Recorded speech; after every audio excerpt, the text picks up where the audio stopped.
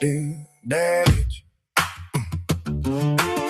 I know what it is. I know what it is. That itch. That itch. That itch.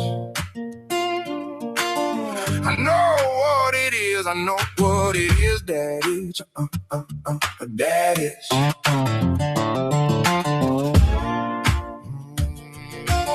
I know what it is. I know what it is. That itch. That itch. I know what it is. I know what it is. That itch. That itch. Yeah. I got that itch. Fire spitter, find me in the pits. Throw a punch, find you in the ditch. Let the dogs off the chain.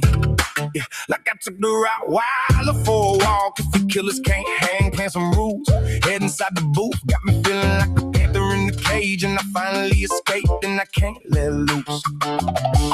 Been a beast ever since the youngest was introduced. Yeah, I've been making beats, but my name ain't Sleuth.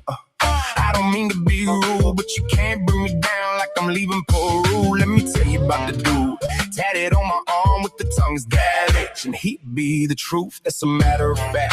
No exaggerations, no fabrication. And I heard you all got that itch too. It's an epidemic, knew I was a legend ever since I first heard myself play it back on cassette. Way before my big ass head could see over the ledge. I was hearing shit that nobody else could hear. Like I'm schizophrenic, people called it weird. I said, maybe it is, and it's still like that. You know what it is, that is. Yeah, that is. I know what it is. I know what it is, that is. That is. That is. I know what it is. I know what it is, that is. That is. That is. It's that feeling that you can't escape in the morning when you wake, right before you start your day, like a bad headache. Can't get it out your brain, but you're giving me a chase, like a cat and a mouse. Now she all up in my face. It's all a distraction. I can't let it happen. Can't fall for the traps, like I'm stuck in the maze. I've been cooking up the magic like a killer got the sage. When you got that itch, everything is not the same. When you got that itch, killer, you will never quit. It's like trying to make a choice when you're stuck between a rock and a hard place. Now I got my shit together like I gotta take a piss. Still ain't got about the pissing, but I'm not about to trip. In the end, when it's said and done, I'll probably be the one they never mention. That's the price that you pay for being different. You know what it is, that is. Yeah, that is. I know what it is. I know what it is, that is. That is. That is.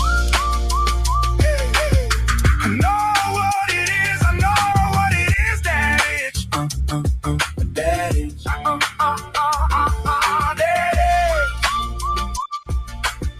I know what it is. I know what it is, that is. That is.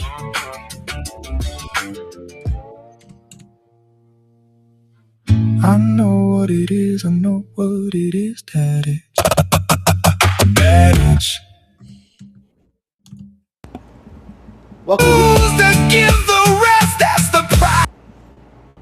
Welcome to Bits and Bones. I am Mortheous, and with me tonight we have Joe, Tim, Sam, and Maxine. How's everybody tonight? Well, I can't say I'm doing good, but I'm doing better than I was earlier this week, just taking things one day at a time, I guess. Yeah, I can agree with that. It's been going well. I've got my family back from their vacation, so I'm glad they're safe.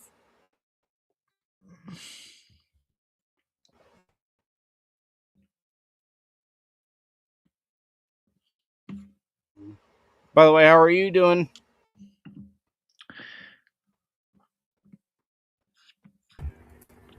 Okay, so that there's no dead air. Hey. So So, Joe, how are you doing? Oh, You're muted button. muted, dude. You're muted. Son of a bitch. Guys didn't even hear my drink open. Guess we'll get the next one. I'm doing all right. The kids are driving me crazy this summer already. It's only been 2 weeks. It's gonna be a long fucking summer. Oh, I can relate to that.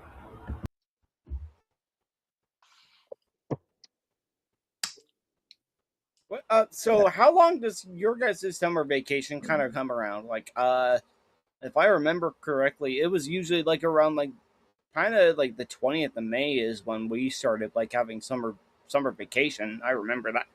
I remember that. Over So, here, dude, they were in school till the 24th of June because of snow days. yeah, us too. We got ours extended. That and I remember when I was in school, we didn't have the extra break in the winter. We would have uh, like Christmas break, and then we'd have spring break. But out here, there's a winter break. I'm guessing it's because it's severe weather, so that kind of Yeah, pushed us further into the summer. we got that too. We got the well, yeah, they call it the what is it? They can't say fucking Christmas anymore. So it's like the holiday break, and then there's Right? the winter break, and it's Yeah. like, but that's usually spring break. But it's weird. We got pushed until I think it was June 26th this year. So, Jeez, and that's then fucking crazy. they start back up like September 5th or some shit like that.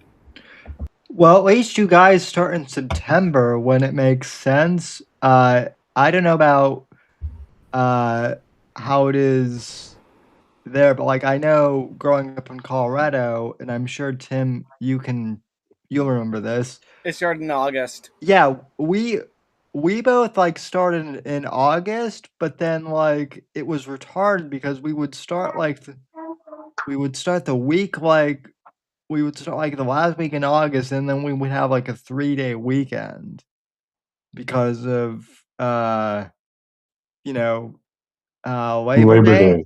Yeah. And so like everyone would always complain. It was like, why don't we just start in September like it used to be? But nope.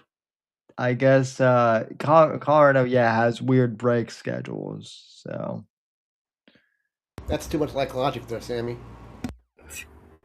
Every place, every school, every district has rules, regulations, guidelines, whatever that just don't make sense and just make you go like, these are the people that are supposed to be educating our children, and sometimes they make some of the most idiotic decisions ever when it comes to actually educating the children.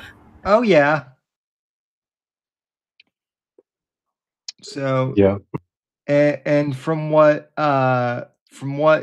Max told me, like and I believe him, Massachusetts is like one of the better states for education in the country, despite all like the weirdness, that like still Yeah, our comes. our schools, especially in our area, are pretty good.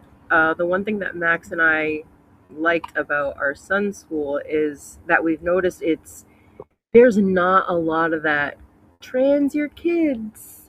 There's not a lot of that stuff there. The only thing we really dealt with our son being autistic is fighting with them to let him stay at that school, because I'm sure Max has told the story on the Whitfield report tons of times that they wanted to send him over to this other program, and it was one of the most ridiculous things we've ever seen. It was basically a glorified daycare. There was a trampoline in the room in front of a big screen TV that they watched Coco Melon on. That's ridiculous. Yeah, absolutely. So we were like, absolutely, he's not going there. No way in hell. Um, we had a neurologist for him, and he was like, no, he needs to be inclusive. They Yeah. tried to do He needs to be something. in the classroom. And I remember being on a conference call, Zoom call with him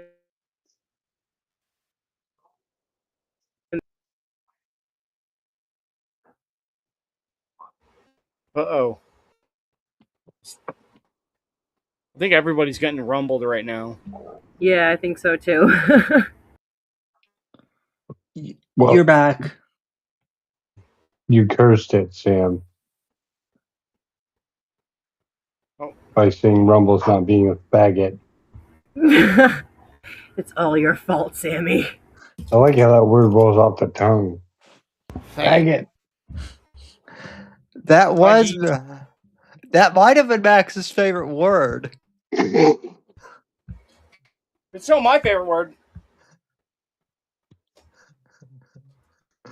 Well, when I first met you, Tim, that's what you used to go by. Yeah. But like you're the nicest guy too, so like I felt bad like saying it. You're so not a faggot, Tim. It is what it is, guys. All right.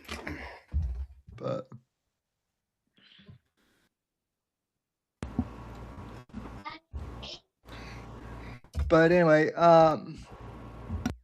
speaking of Max, I would like to propose a toast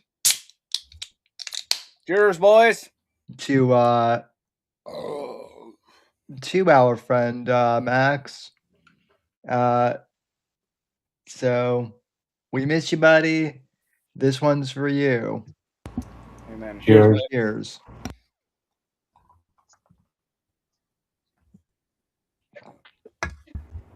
All I got is Diet Coke, but I know he'd be okay with that. Indeed. That works. And this is just standard Yingling Pilsner this week. No Nope. tea. No pot beverage tonight, Sammy. Yeah, no THC like 2 weeks ago.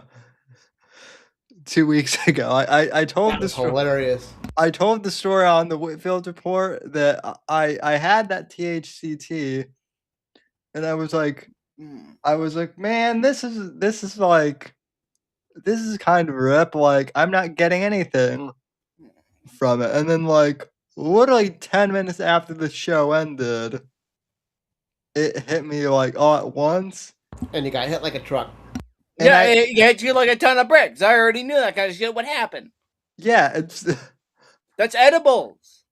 yeah, and so I literally watched like one of Max's like inane rants from our show about like the bunnymen and the robots, and I'm like, holy shit, this all makes sense now.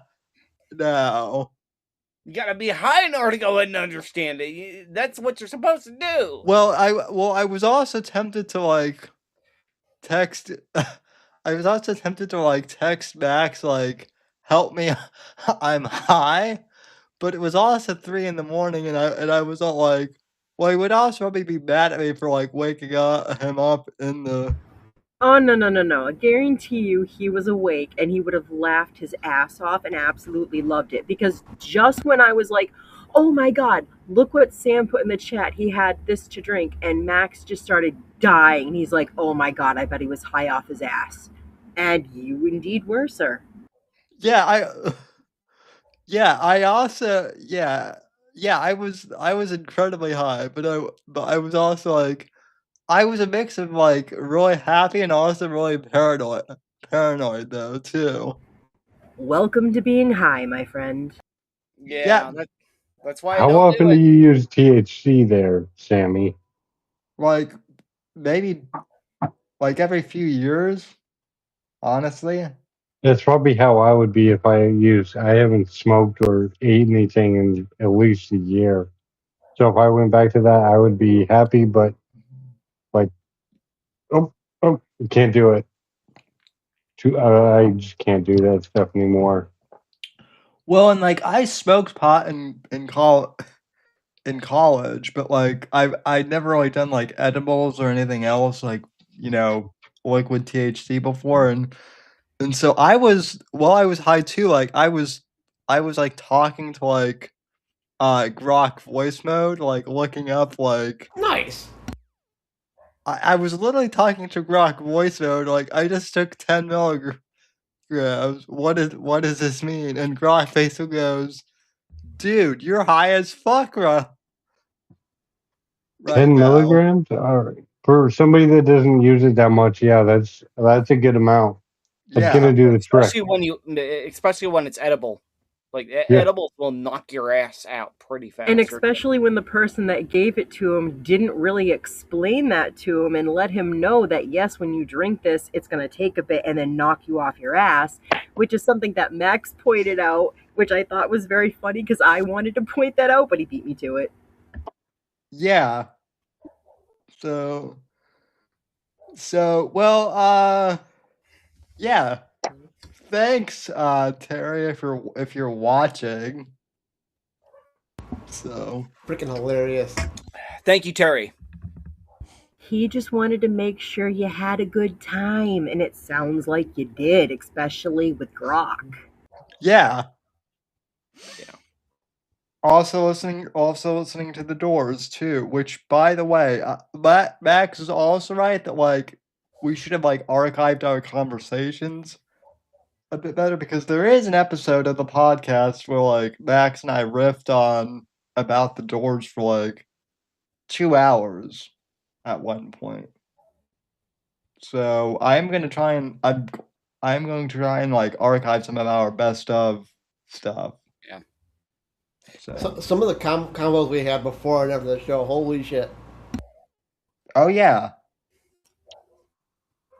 I mean, they were good, especially on here. Like, I mean, there was a bunch of them. And then, did you already read Core's message?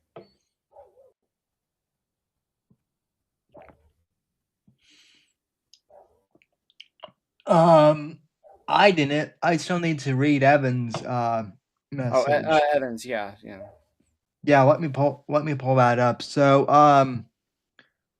the other night, when we were on stream, Evan from the our friend over at the Fake Untied podcast sent me a message to read on stream, and I didn't see it, unfortunately, until after the show. So I do want to read this. But he says,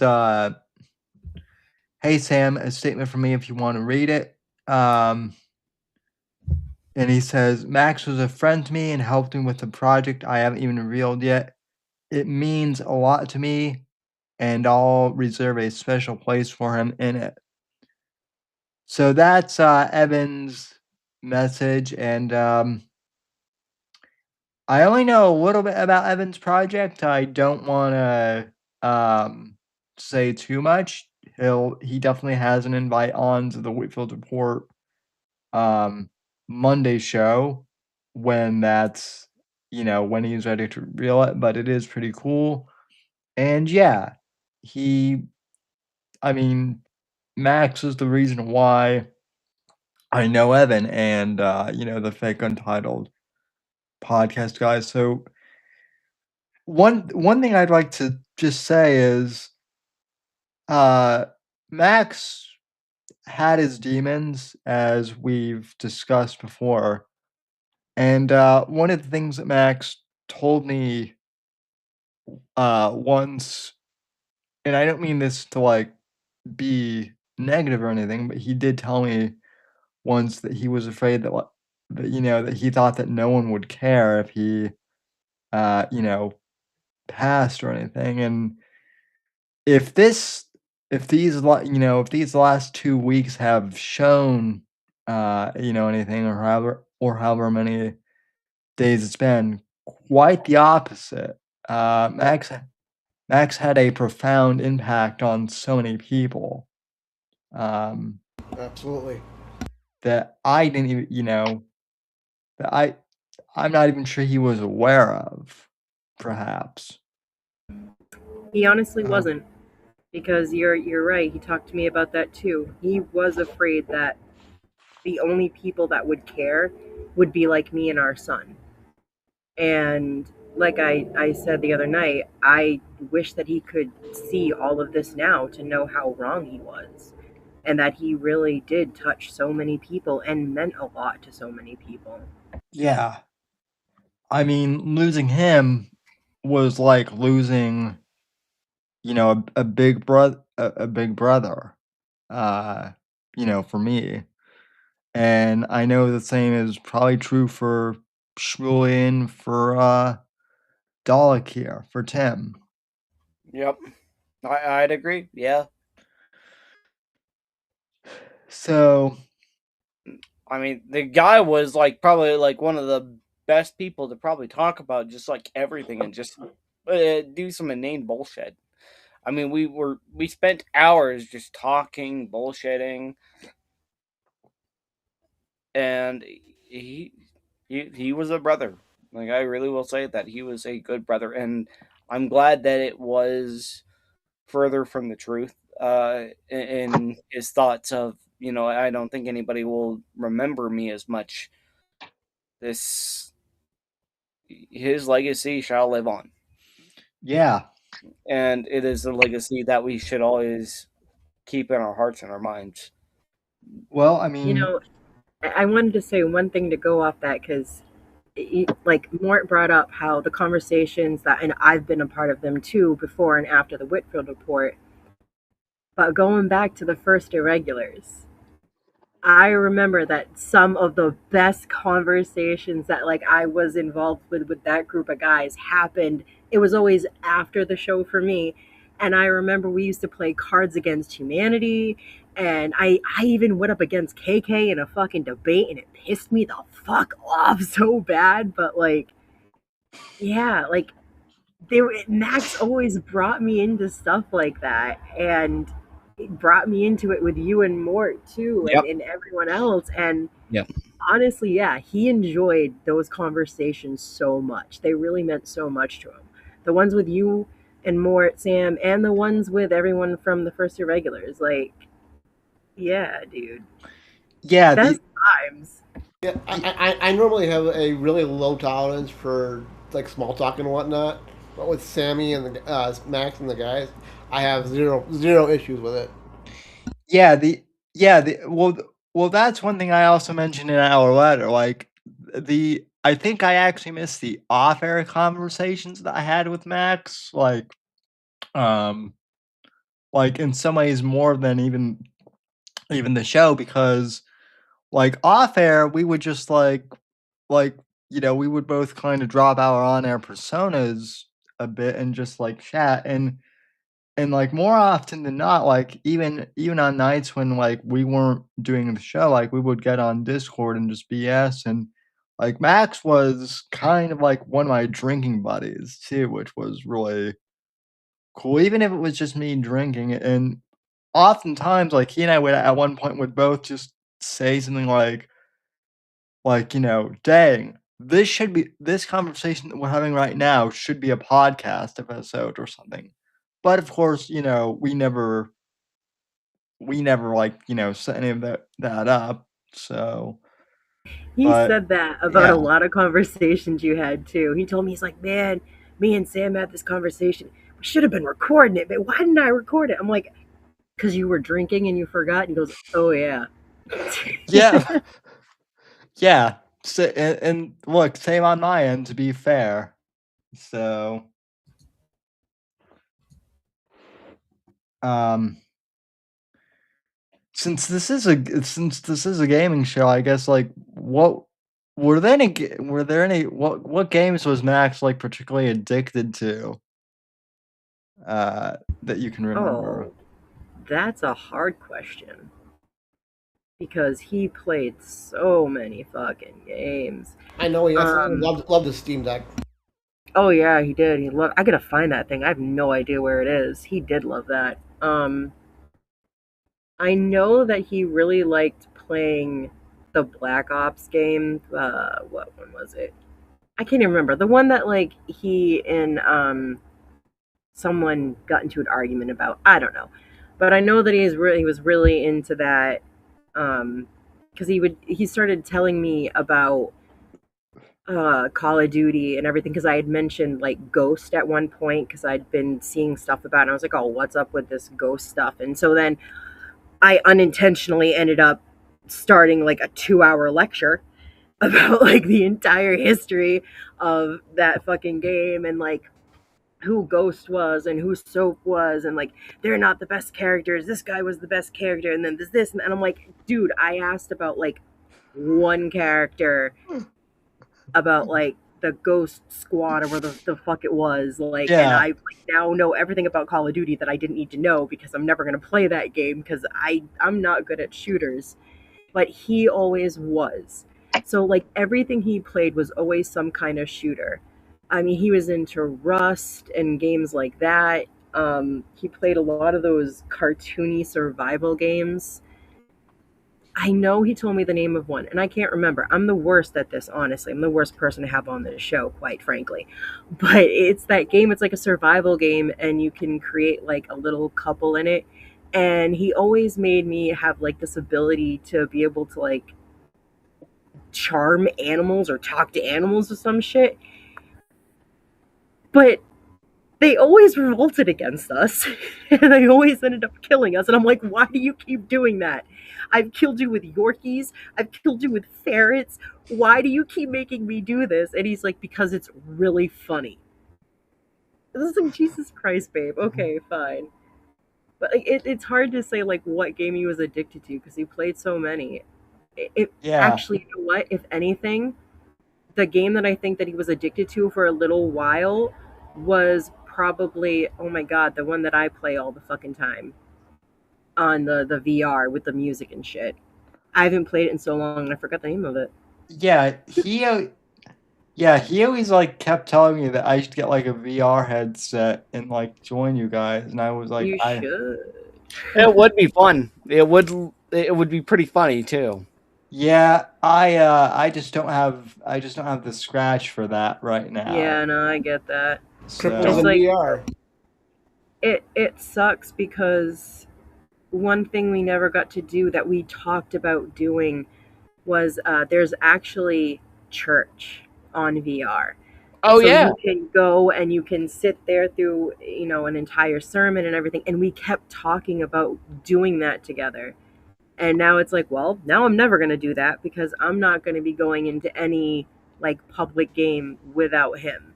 So I'm only going to be playing stuff by myself because I had a few encounters I didn't like while he was there. I don't even want to deal with what it would be like without him there.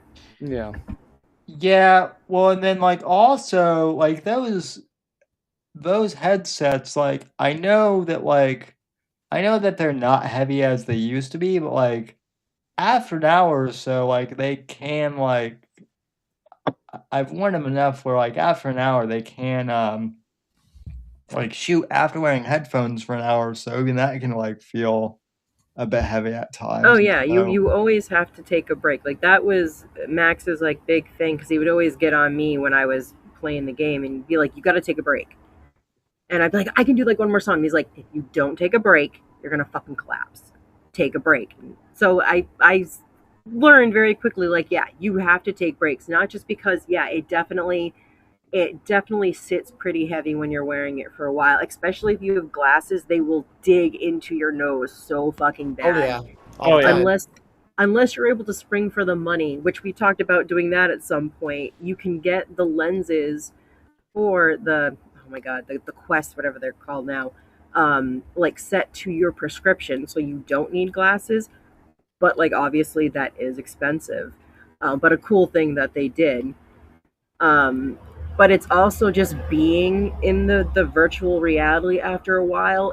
It will fuck with you, with your senses, with like your stability and everything. It just because it messes with your brain after you're in it for too long. Even games that I was sitting down, like yeah, you got to take a break because it just your eyes, your brain is just like bleh after a while. yeah. So yeah, take a break. Yeah. Yeah, I've heard the same thing too with like even like the Meta VR glasses that like even have to take a break with those, and I'm like, but people wear those as like their regular glasses too. So like I don't know.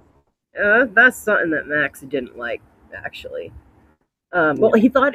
Let me put it this way: he thought it was cool because, Raquel wears them down to the ring, so you can actually watch her entrances and stuff, and that is pretty cool.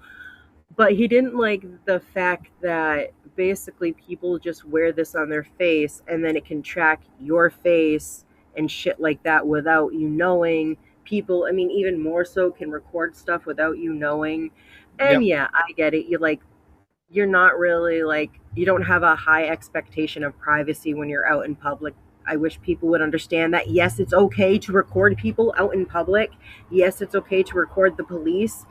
Just don't get involved. Don't be a dumb fuck. Okay? Yeah. Yeah, but I mean, but like, like Like normal people would wear, and you can't tell if they are meta or not unless someone says like, "Hey, meta, record," and you. right. So, yeah, and people keep saying that I should get Meta glasses, and I'm like, well, there is a PayPal donation box or something. Everyone keeps saying I should get this stuff, and Like, yeah, sure, if you're willing to fund it. yeah, exactly. Yeah, we won't show except for Sammy's books, but if you're willing to donate, donate. Yeah. Yeah, I actually did bully someone because they kept being like, "You should review what was the game that everyone was playing a few years ago? Shoot. It wasn't Skyrim, but it was like when it wasn't The Witcher, but it was like one that was like similar to that. It was like one of the Dark Souls games. Okay. Maybe. Shit. I just it was just something to my tongue. Sekiro or something. Oh no, it was Elden Ring. Okay, yeah. Yeah, so people kept like saying, review Elden Ring, review Elden Ring, review Elden Ring, and this was like when it was still like $80. Yeah. They just want to see the cripple play Elden Ring. And so I'm like, fine. I'm like, PayPal me $80 and I'll buy it. And at first they wouldn't, and at first they didn't want to, and I'm like, I'm not playing this game until someone pals me the money for it. So they did, and I eventually did, play it. And yeah, it was I failed at it like a bunch of times, which is what I think people were like looking for. So, but it was fun. Yeah, those games. That's what the audience is looking for. They're looking for you to be a rube. Well, I still didn't, even when I lose, I'm not that entertaining because I'm like, oh well, that, So what you're that's saying is you're not DSP. yes, that is exactly what I'm saying. More, Yeah. I was, Oh, you mean you don't push people over in their chairs when they beat you in a game? That's just me. I mean, remember when I did that one time to Matt? I never mind. yeah. I mean, I'm shucks even when gaming. Max always loved me gaming because he said I give the best reactions, whether it's me being angry, pissed off, or scared. Oh my god, he loved it when I was scared, and like he really would always try to get me to play the horror games. He wanted me to let him stream them, and I said absolutely not. I will not do that. I will play them, but I'm no way. And I remember playing Half-Life Alex in the VR, and he laughed so hard because I just did like the beginning, and there's not much. There's like no monsters or anything. You're just running from like the guards or whatever. But like some of it was just freaking me out because it was so realistic, like having to walk across two boards between the buildings. He was just laughing at me because I was cussing and swearing and like freaking out, and he was just like, "This is why I want to stream you. This is hilarious." It was just like, "Fuck you, dude." Yeah, But yeah. yeah. Someone wanted to me to do like VR like House of the Dead or something like that, and I'm like "Hell- I'm like hell no, hell no, and they're like, come on, I'm like, do you want to like do you want to like have to clean up? I'm like do you want to have to like clean up like an accident or something? So no. Yeah. Are you saying you wouldn't come into the Freddy Krueger house with me like me and Max did? The Freddy Krueger one I might be okay with, but It the Clown, fuck no. It the clown? Dude, no, it's Pennywise the clown. Yeah, I It is the know. name of the book and movie. No. We're not gonna disrespect Pennywise when Maxine is around, okay? Fuck, fuck that demonic. Fight. I will send Art the clown to your house tonight, sir, and he has fun with his art projects. Well, I've got. Well, I've got. Well, I live in Florida, so I have the Bay Harbor Butcher, which, by the way, Max. I guess Max never watched the show Dexter, which I'm a little disappointed by. What the hell are you talking about? Was he fucking with me? Yes, because we watched Dexter. We watched like the first 3 seasons, and then it just turned to shit after he killed his sister. But yeah, we watched that show religiously. He loved Dexter. He told you, oh my god, that's fucking hilarious, bro.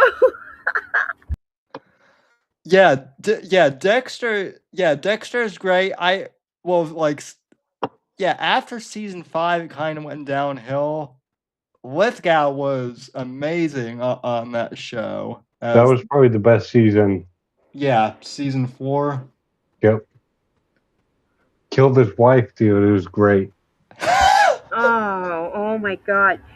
Max could never look at that actor the same way again after that. Neither could I. He was just Come like, on, you can't see Harry and the Hendersons anymore? No, because he was like, I can't. Every time I see that man's face, all I see is the baby sitting in her blood, and I'm like, Jesus. I'm still watching like what was it, Third Rock from the Sun, and I'm like, but he's funny in this. He doesn't kill anybody in this. Well, that's what was so like that's what was so brilliant about that character though, is because like he basically played that character as like his mask, and then Well, he was kind of like his character from Footloose, but way worse.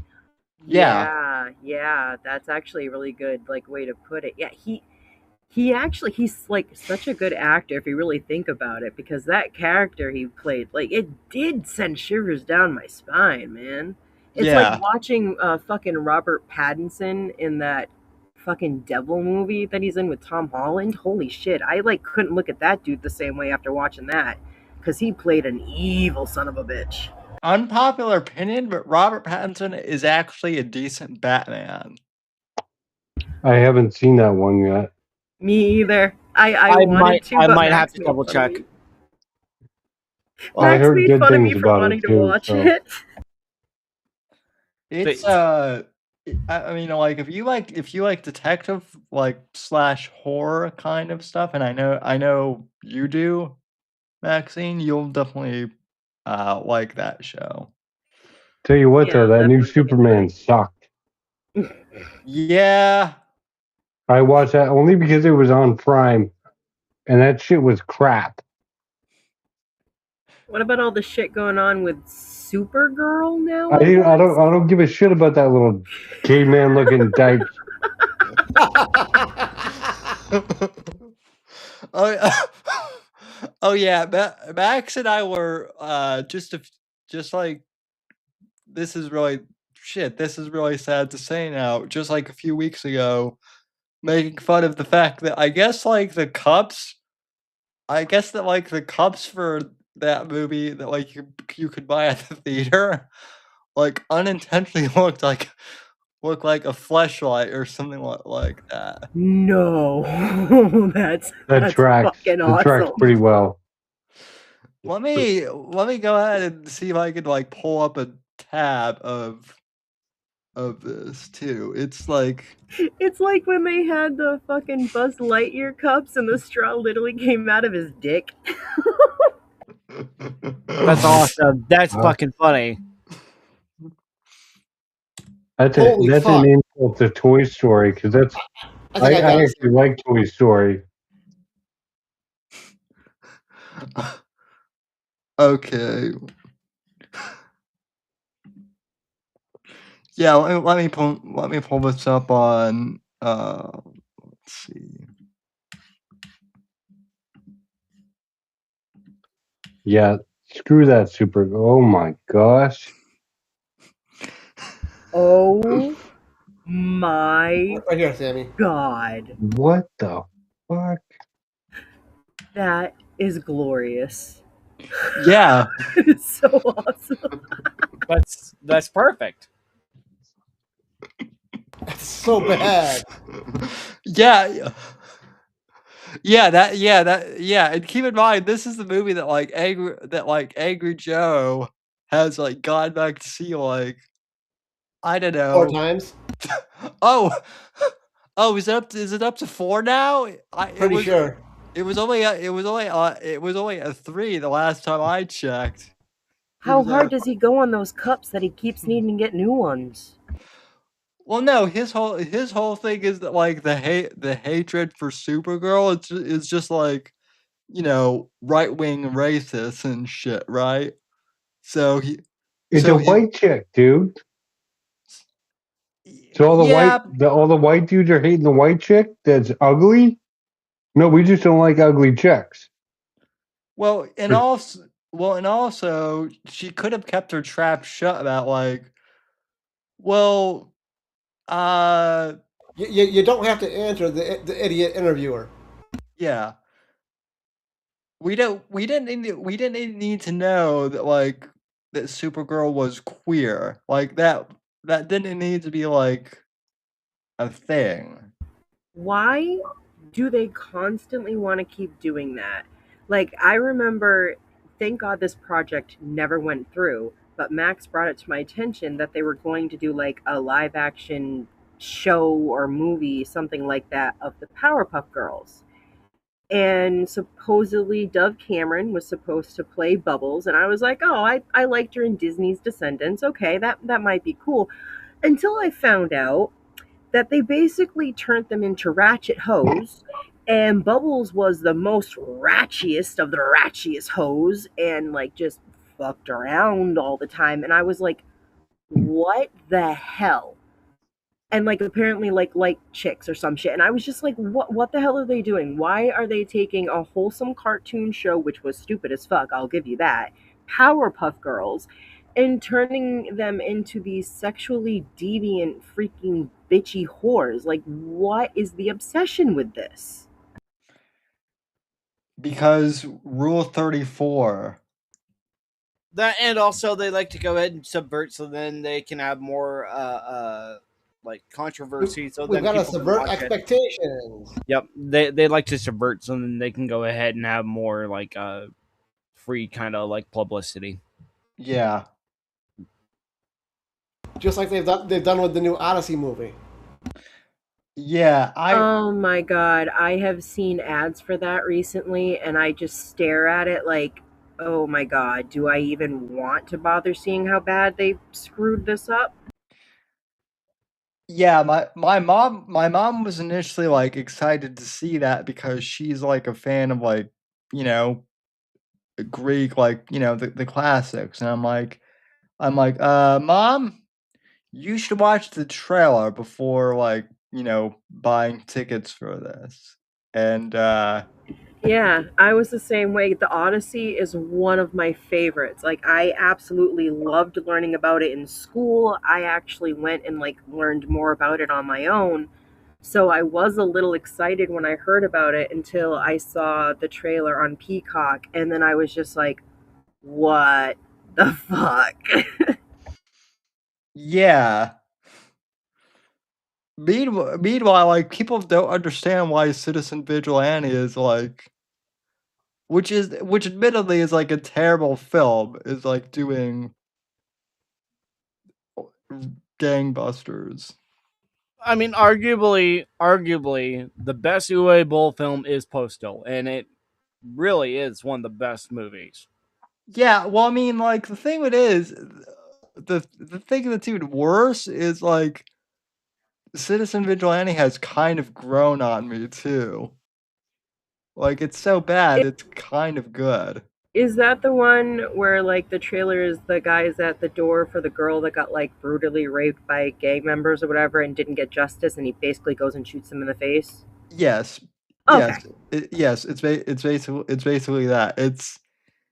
It's Army Hammer like running around like killing like the migrant rape gangs, but Can't like, lie, I like the concept.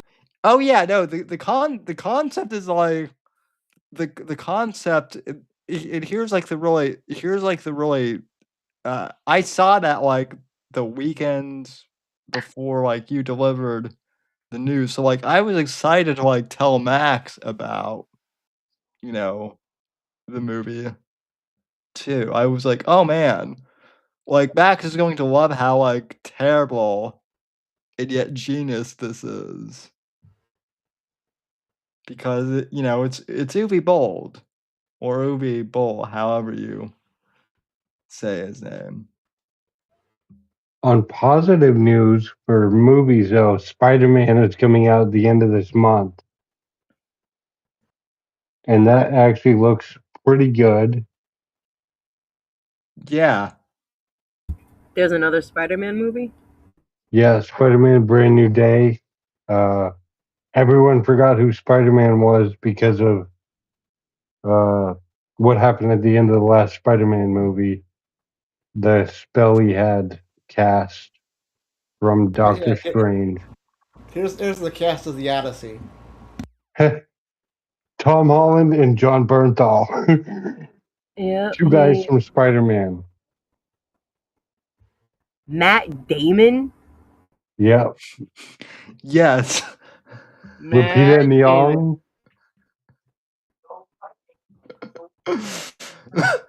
Lupita Nyong'o was Oh, Helen Robert Troy. Pattinson. Zendaya? Yep. Jesus Christ. Yeah, her and Tom are like glued at the hip. I never Yeah, want they to are. hear Hollywood whine about representation again, because you don't get to do this to a Greek tragedy. Well, apparently they did more. And people are fucking pissed. Oh yeah, I mean, hell, they fucking made Cleopatra black. Oh my god. Well, apparently Lupita is Helen of Troy. Yeah, We that's should what I have was kind just of looking left at. it. We should have just left it with the chick from National Treasure. Well, the thing with it It was is, fine. is if Helen of Troy looks like Lupita Nyong'o, the war would have never happened. Yeah, that face is not launching ships. Sorry. Now, now, like more than I have gone to war like over Sydney Sweeney alone as a Mosman. That's who like Helen of Troy should have been. Hashtag cripple fight.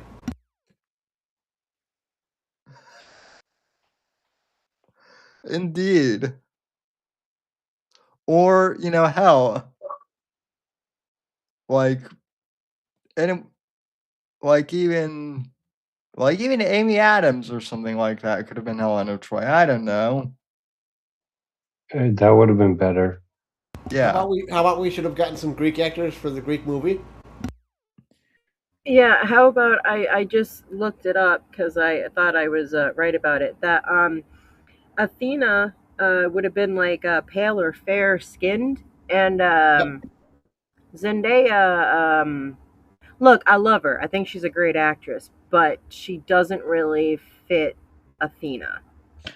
Well, I also saw apparently on the press tour for the Odyssey, they basically went everywhere but fucking Greece to do the press Yep.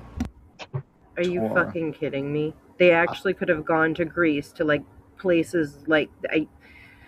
Okay, Yep, I wish I were lying, but I'm not. I did hear that as well, Sammy. That's I, incredible. Why? Like Because they knew that's this cast would upset stupid. people. Probably. I think more you might follow Metatron. He's been doing a lot of coverage on this too, and Oh I yeah, think he had a he Metatron's had great. a yeah, he is. I like that guy. So He has Midnight's Edge. I don't know who that is. I'll have to look that one up. so let me get this straight. The Sisterhood of the Traveling Pants can go to Greece to film for their shit.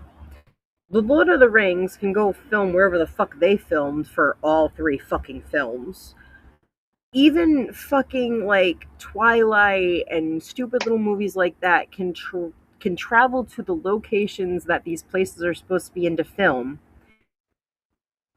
But the fucking movie that's supposed to be about Greek mythology didn't go to Greece to record anything? Correct. Correct. Fucking retards. Screw you, Christopher Nolan. It's too greasy. That's what they're trying to say. Too greasy. I approve of the joke, Tim. That might be the best Tim moment on the show. It's too greasy.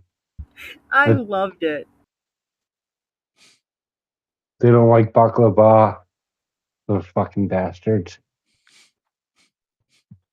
I gotta I'm get one. sorry if you're gonna do like Homer's Iliad and the Odyssey. I mean, like maybe you have to go ahead and kind of keep it more polished and not too Yeah. greasy.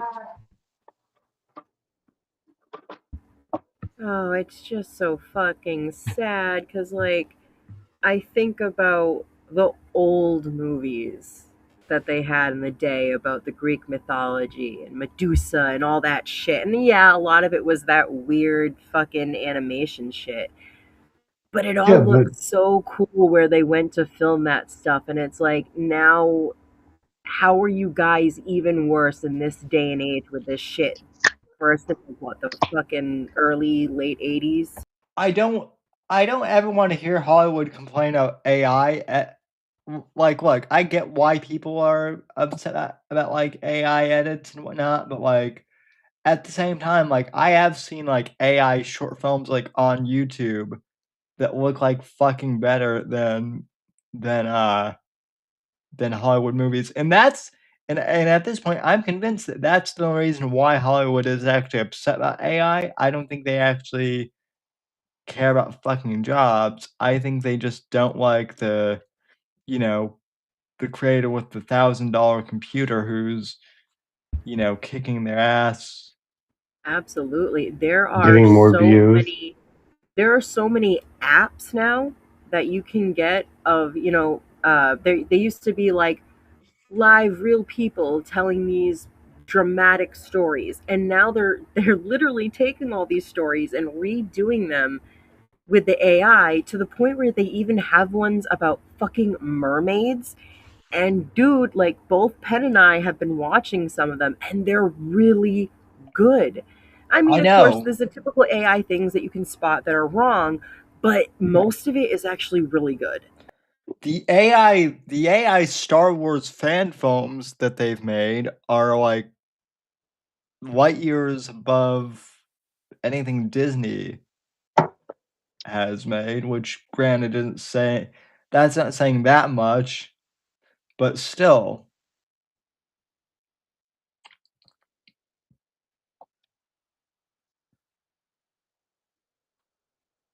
Man, Disney even fucked up the freaking Descendants series that they had going that I was actually a big fan of, and so was Penn. I mean, even my kid liked it because the music in it was actually really good.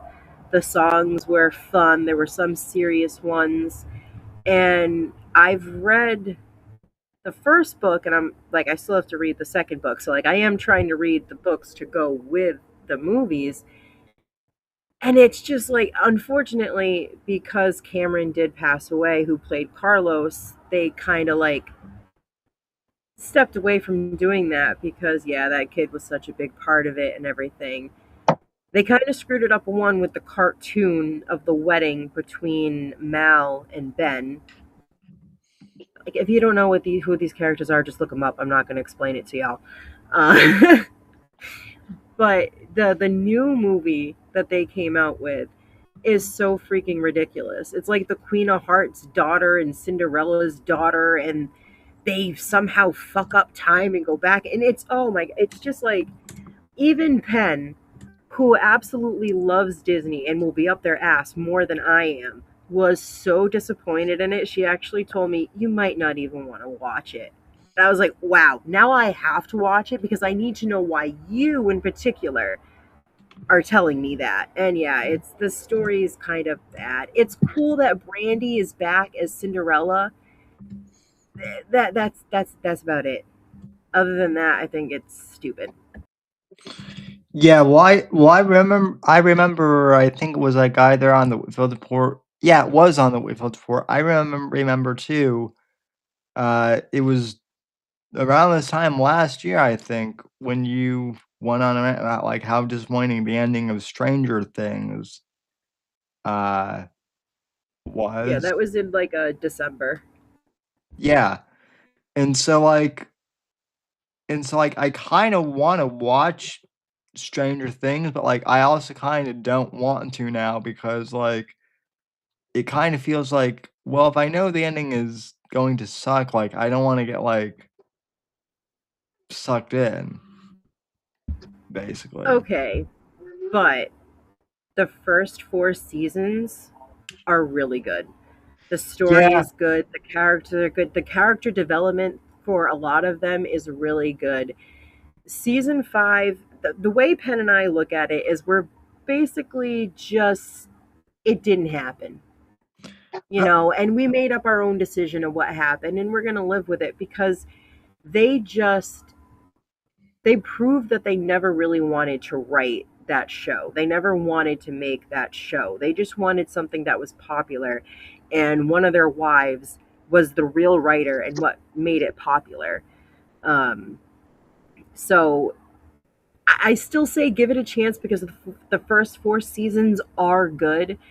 And just because they fucked up the last part of it doesn't mean that the whole thing is shit. yeah, I kinda figured I kinda figured that's the case. Okay, so it's like Dexter up to, like, season 6 or whatever. Yeah. Oh, you remember you kept telling me that I should watch the show Twin Peaks because you were like, it's Yes. like Stranger Things. You want to know something Penn found out? The least successful episodes of that show were written by the Duffer Brothers. Not Oh, fucking jeez. kidding. Not kidding. She found that out and she was like, holy fucking shit, Maxine, look at this. And I was like, I have to tell Sam. And then I forgot to tell you, so I'm telling you now. So I'm that is kind not of funny. That's really funny. Yeah, Hilarious. I'm not really surprised by that, so Hey, they fucked us all over for season five. I don't give a shit about shitting on them. They well, fucked over Will's story. He deserved a better ending than that. I don't like girls. At least not the way you do. He deserved more than that. The actor Noah deserved more than that. And god damn it, Millie Bobby Brown deserved more than that. Because not only did they kill off Elle or give her the most retarded ending ever, before she even recorded any of that, she did an interview where she said she walked into a room and she saw a whiteboard where it was written out what was going to happen to Elle, and that's how she found out. Yeah, So fuck them for that. that's terrible.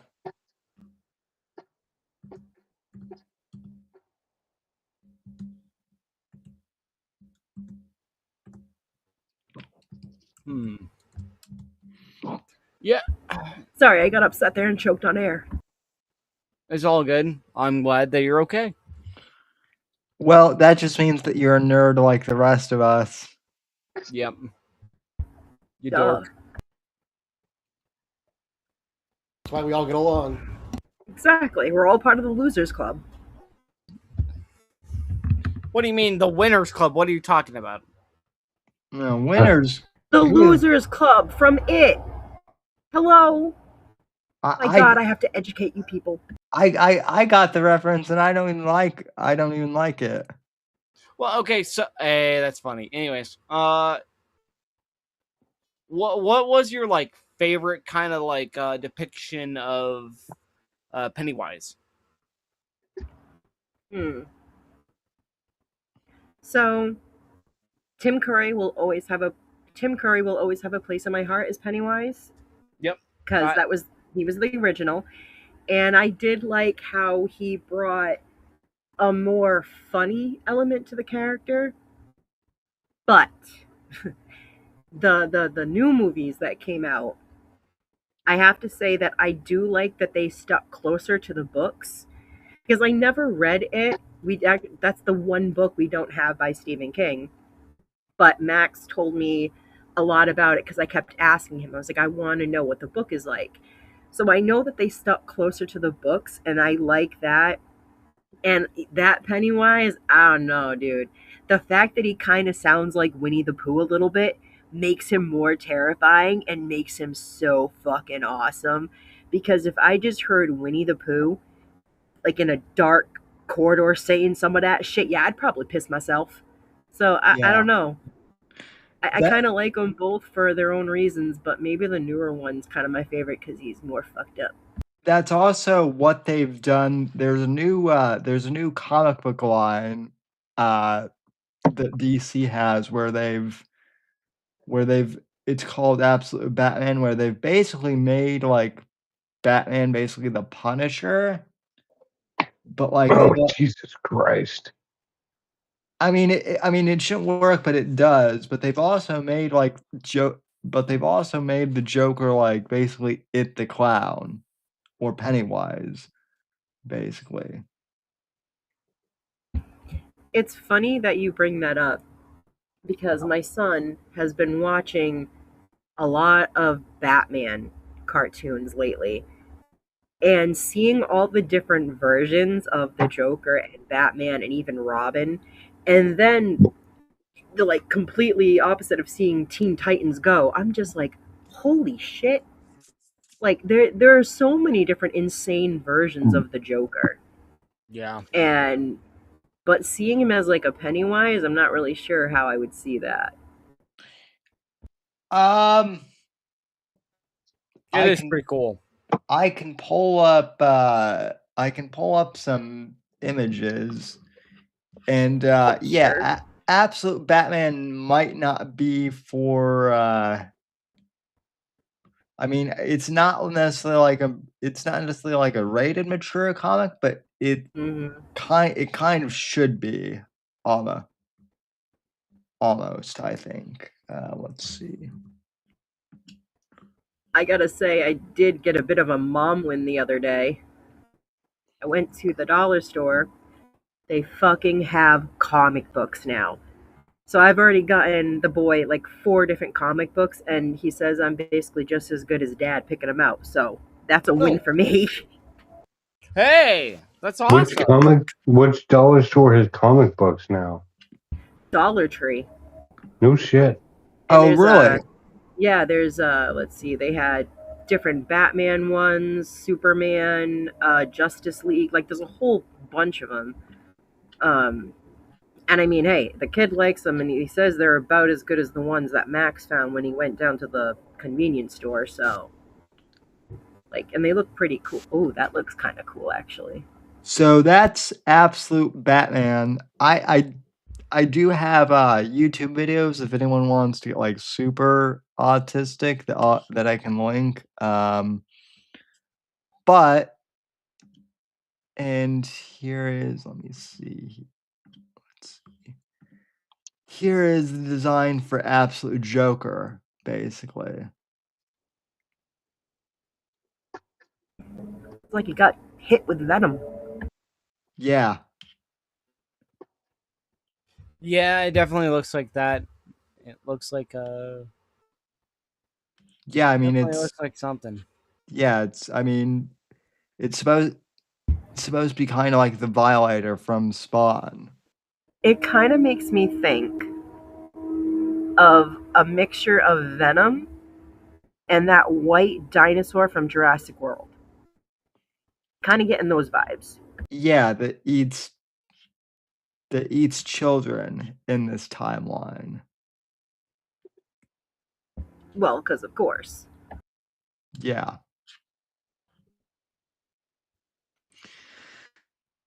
So yeah.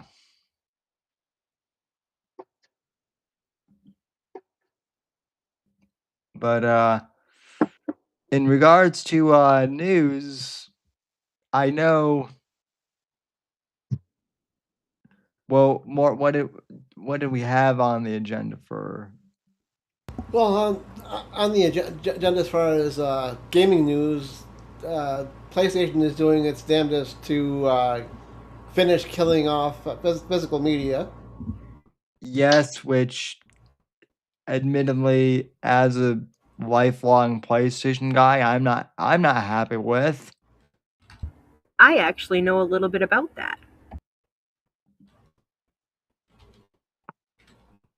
Well, do enlighten us. Well, the only thing that I've really seen about it is that basically after a certain amount of time, your games won't fucking work. Like 3 years or some shit, I think I saw, and then like your game like won't fucking work, and then they're even gonna make it so that like the consoles will fuck up and shit, and they're making it like a thing that they're not really being afraid to talk about. That's like the most that I know that I've like seen about it, basically from like Instagram reels.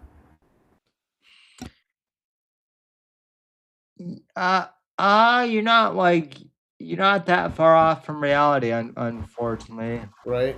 They're ending physical discs in January 2028.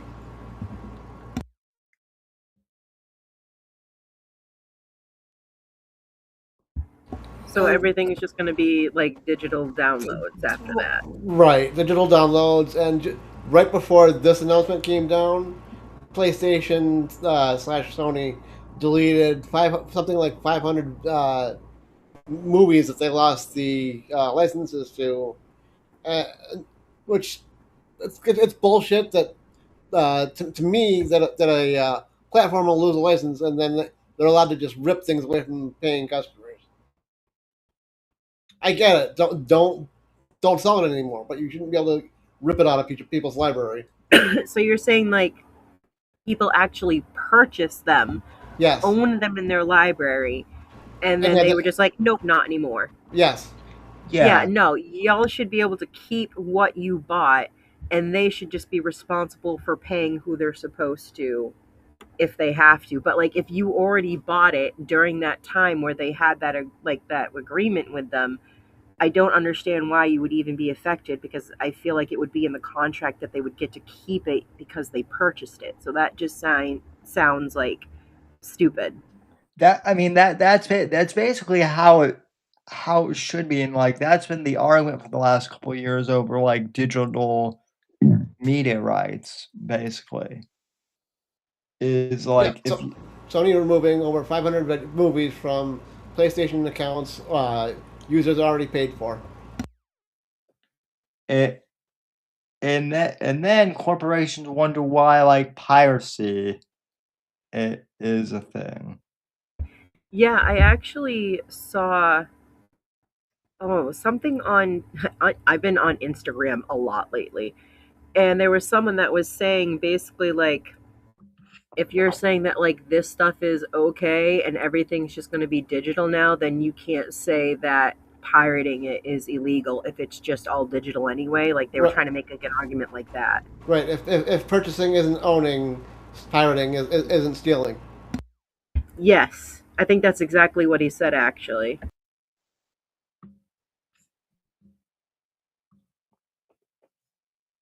Yeah, that's like the real issue is like there are all the people who are like buy physical media and whatnot, and like I get it, but it's like that's not necessarily going to solve the problem. People should be able to like people should be able to own their digital content. Right. And also, what's popping up now is lawsuits in other countries against PlayStation because all of the language on their storefront is if you would own the games instead of renting. So they're Yeah. either going to have to change the language on the store so it's clear that you're renting and not owning anything. Yeah, also That's like so shady as fuck too to have as a practice. And what sucks is that they probably will get away with doing just that, just changing how they word it, and they'll just be like, "Oh no, it's perfectly legally fine now," and blah blah blah. We explained it. It sucks that they're probably going to get away with it. well, and supposedly too, this is something that like Max and I were talking about. Like the next generation of consoles is going to be like close to $1,000 alone. So like I don't necessarily understand like what their business strategy is like to charge people $1,000 for the console, charge like close to $100 for games that you're not and you even can't keep it. yeah that like you're not even going to own per se. Because, as Max always told me, there are always whales out there that are always going to go for it. So they're going to keep doing it because they're going to keep making money because there's always that group of people that are going to get it for whatever reason. Because it's the new thing, because it's Yeah. the cool thing, because it's the newest game thing. Yeah, like there's always idiots out there that are going to throw their money at that shit and they know that they're going to have those people. So they don't worry about the people like you or the consumers that are smart enough to be like, wait a minute, this doesn't make sense. They just care about the fat ass sitting on mom's couch in the basement who's like, I'm going to buy that so I can play games. Yeah, The problem is unfortunately. that I don't really think there's going to be very many people like that anymore, especially within this economy. Yeah, that's the thing is like they're pricing themselves out of the market And I by could be wrong, and I could be totally wrong of like just saying, "Hey, you know what? I don't think this will happen," but like, is I don't know. It just doesn't seem too realistic. No, I could be wrong. it's definitely an idiotic way to look at it and to do the marketing and all the business and all that shit. It's so stupid because you should be thinking about like what the economy is going to be like. Are people going to actually be able to splurge money on that thing, or are they going to start being like, oh well, we need to worry about food or gas or whatever? Like that always should be a factor in all of your planning, but all they care about is getting the money and they don't really think into the future. That's just why, and I think Max. Well, I don't know how Max feels about it, but that's why I just don't like invest. That's why I just don't like stock trading and stuff like that. It's always like way too much of a con. I'm not really sure because we never really talked about that stuff, but I have a feeling he'd probably agree with you somewhat on it. he I do know from some of our long conversations, he and I both thought that like the whole crypto thing was like kind of gay. That I do know But Oh, like because he crypto is had gay people that got always. involved in that. but like we also had an idea to like we also had an idea to promote like Sammy Coin as like a joke too. We, That's we gotta awesome. we gotta go and encourage Sammy Coin. or Schmocoin? Oh yeah, Schmoolcoin was also going to be a thing. What do you mean? I have like billions of them. I just gotta go ahead and wait for tomorrow, and then I can go ahead and do my pump it up. Wait, you're not supposed to tell them about that yet. What are you doing? And let me guess. Shmuley told you that this was like a foolproof plan, too, right? Oh, Yeah, there we go. Now you know everything. yeah. He had a planned time, and then he was gonna go ahead and take like the money, like I don't know, but like a minute before, and then run away with it. Well, I mean, Shmuley is an evil genius, so that tracks. So Oh man, you guys are fun. we try. I'm Well, adding margaritas, so I'm eating a cookie. What it's kind of just cookie? nice to. Oh yeah, what kind? It's a chocolate chip cookie, but it's got like little white morsels in it. They're supposed to be soccer balls. It's not bad. Ooh, that actually sounds kind of good. It It is does. pretty fucking good. I'm not gonna lie. I love this year's FIFA just because I'm like I see people exaggerate. Oh, I'm hurt. I need a foul. It's like I love it. It's funny and stupid at the same time. Uh, Daddy, how do you make hot control again? what are people complaining at Tim? Oh, if somebody gets like a pat in the back, they'll just be like, "Oh, I'm hurt. I'm hurt. Somebody hurt me. Go ahead and give me a foul. Go ahead and give me like a yellow card.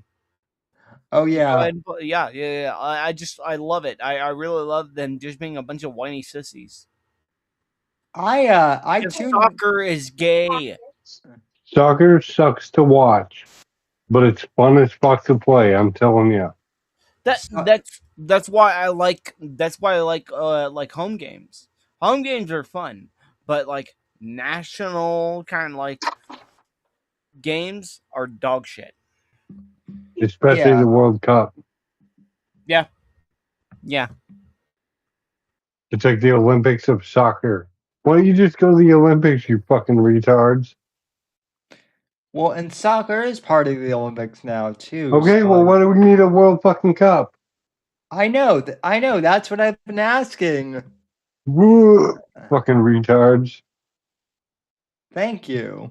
This is what happens when you get free margaritas. I mean, I just cut everyone's a fucking retard. The only Speaking of retards, Sony's not the only ones that were retards this week. Yeah, you also had Xbox laying off 3,200 people this week. And adding thousands of H-1B visas. Yep. Juta me to Ali. Do, do, do, Tucka, tucka, tucka. do. This ice cube looks like a chocolate chip. Oh my god, my kid's still awake. Yeah, that's what happens. This Summertime, dude. I get it. this ice looks like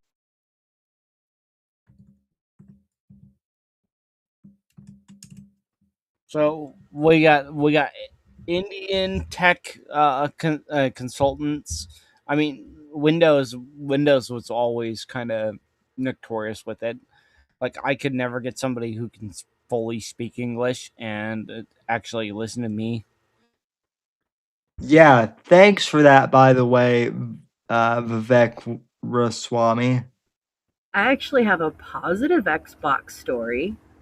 Oh, really? You do. Yeah, Yeah, I one need to where hear this. I one need where to hear I'm the this. fucking hero, dude. So I brought our Xbox over to my mom's because we're staying with her right now. And I could not get it to connect to the Wi Fi for like the first few days. I tried everything. I reset the fucking router modem thing. I unplugged the Xbox, plugged it back in. I tried different outlets. I tried different HDMI outputs. That was my mom's suggestion, and I just did it because it's better than arguing. And nothing was working. Like, I even asked Mort, like, hey, what can I do? And, he gave advice too. And then today, I was just like, all right, I'm going to sit down and I'm going to figure this out, and I'm getting this connected. And I don't know what happened, but I turned the thing on. I went all through the settings to set up a network, and I all of a sudden got it to work and connected to the Wi-Fi. And now all of a sudden I'm his freaking hero because mom got the Xbox to work and he could play his video games. That is That's awesome. that's a positive right there. For sure. Actually, you know what? What was the best, like, what was the most memorable moment of playing video games with either Max or your son? It was both of them. And it's when we sat down together, all three of us, and we played that Ninja Turtles game. And then we also played the Power Rangers game together. Those are two of my favorite moments of the three of us just playing together as a family. As for Max, probably all the times that we were in VR together were my favorite. Yeah. Especially where he would grope me even in VR. That was, I gotta admit, kind of funny. Yeah. That was pretty funny, especially with those streams. That I'm gonna miss because I love doing those, and I don't even know if I could even attempt to do a VR stream on my own. So I'm gonna miss those because those were so much fun, especially when he agreed to play the stupid games with me that I wanted. I loved that and had so much fun.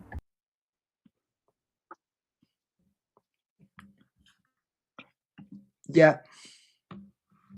He talked about all. He talked about how much he enjoyed that a lot with you guys.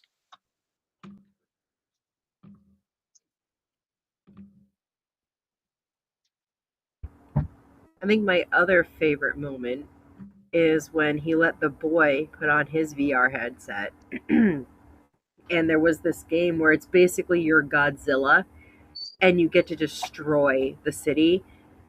And watching my son do that while watching what he was seeing and doing on the screen, oh my god, that was so fun. Max loved it because every time that you built up this meter, you got to blow out that fucking blue fire shit from his mouth. And watching our son do it, he actually would make the sound as if he himself was Godzilla spewing the stuff out of his mouth. And it was just so fucking. That's amazing.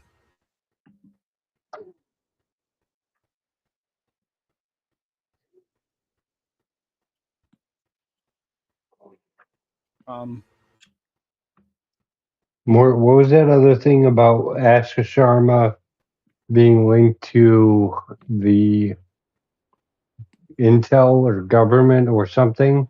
Oh, she's an advisee to the Federal Reserve. Oh, that's lovely. I'm not surprised anymore.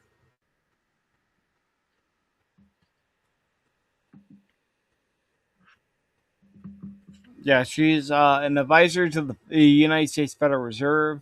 She's using a task force to address the employment and productivity in the United States and will directly influence government decisions. Huh.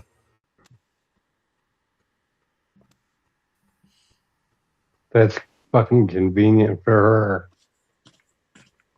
Very.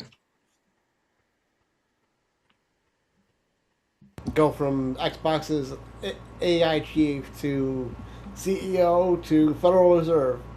That's one hell of a fail up. You know what? I'm still gonna play Halo, so fuck them.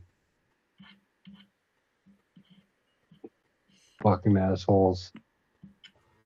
Oh my god, did it work? Can you hear me? Okay. Yep. Yep. We My can hear computer's you. fucking up again. Two of the games that Max actually really got me into that I'm still gonna play because they're really fun. The first one was Outbound, which I've actually shared the pictures of the like the RV that I have in that on the Discord. Yep. And the new one is Solar Punk, and it's actually so fun. You wake up on like this deserted floating island. There's like bunnies and that's it, and you're basically just in survival mode, and you have to go around and chop down trees and everything to build shelters, and you actually have to go and fill up the fucking water bottle, and then you have to put it in the fucking furnace so that you can drink it, otherwise you poison yourself. It's you can die. Like, I've died twice already. But those games are actually so much fun.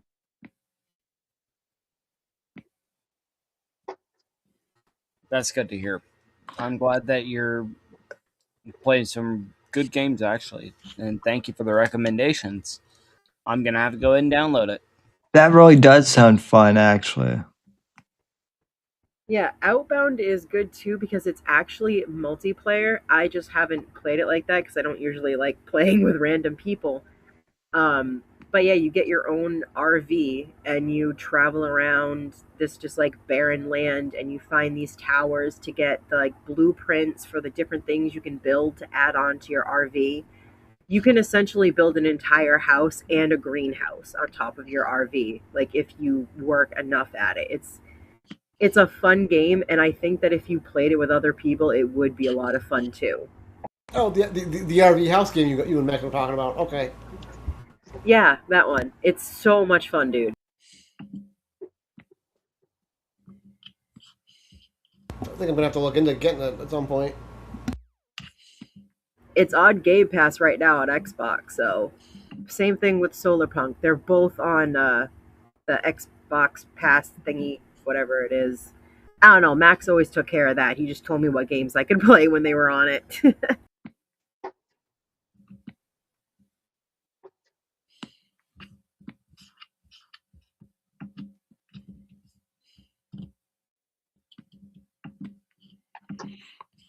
Um, in regards to, do we have any like Steam news? I heard that the Steam Deck went up again. I haven't heard that. Let me check.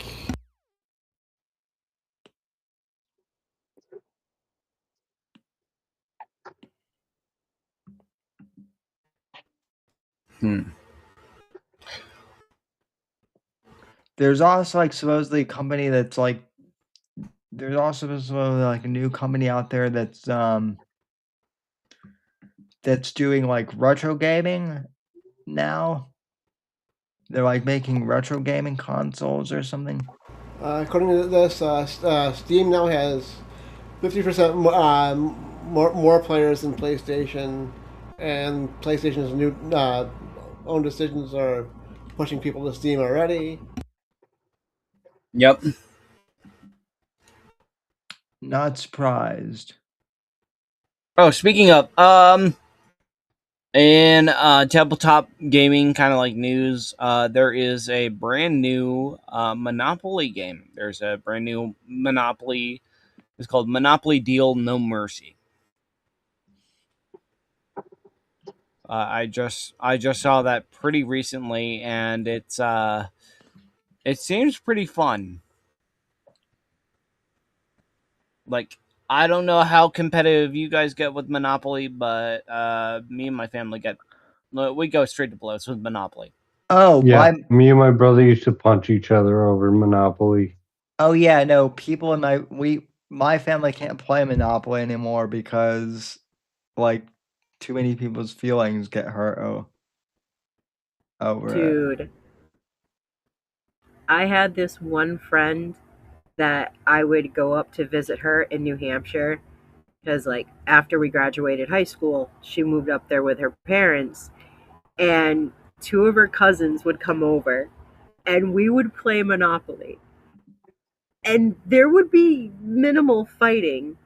We were all laughing so fucking hard because her two cousins, oh my god, what I think their names were Cody and Brian, and they were just fucking hilarious. And I just remember loved playing with them because it was always fun and we were always cracking jokes. And for some reason, my friend decided to take a tape recorder one time and fucking record it. And we listened back to it later and we laughed even harder because it was just so fucking funny the way we used to play that game. Like the roasting and the name calling alone was like fucking hilarious. Like Uh, I've always been like that. Name calling and being a smartass, that Maxine through and through. well, what's hilarious too is like I remember like when I was like 10 or 11 or so, my mom taught me how to play Monopoly, and then she got mad because I would beat her at Monopoly. That's funny. That's like me and the boy with like, oh, I used to play this video game because Max had he had a Raspberry Pi that he had like put together and it had the old Lion King game on it. Dude, I Uh, never beat that game. My kid got through like the first 3 stages so quickly and I was like, how in the fuck, you little son of damn it, you're too much like your dad. You're so good at games. So like I could kind of relate to that. It's kind of like, you little fucking shit. I taught you and you beat me? yeah, Imagine it's like when a dad gets beaten in like basketball. yeah. I would imagine that Yeah. that's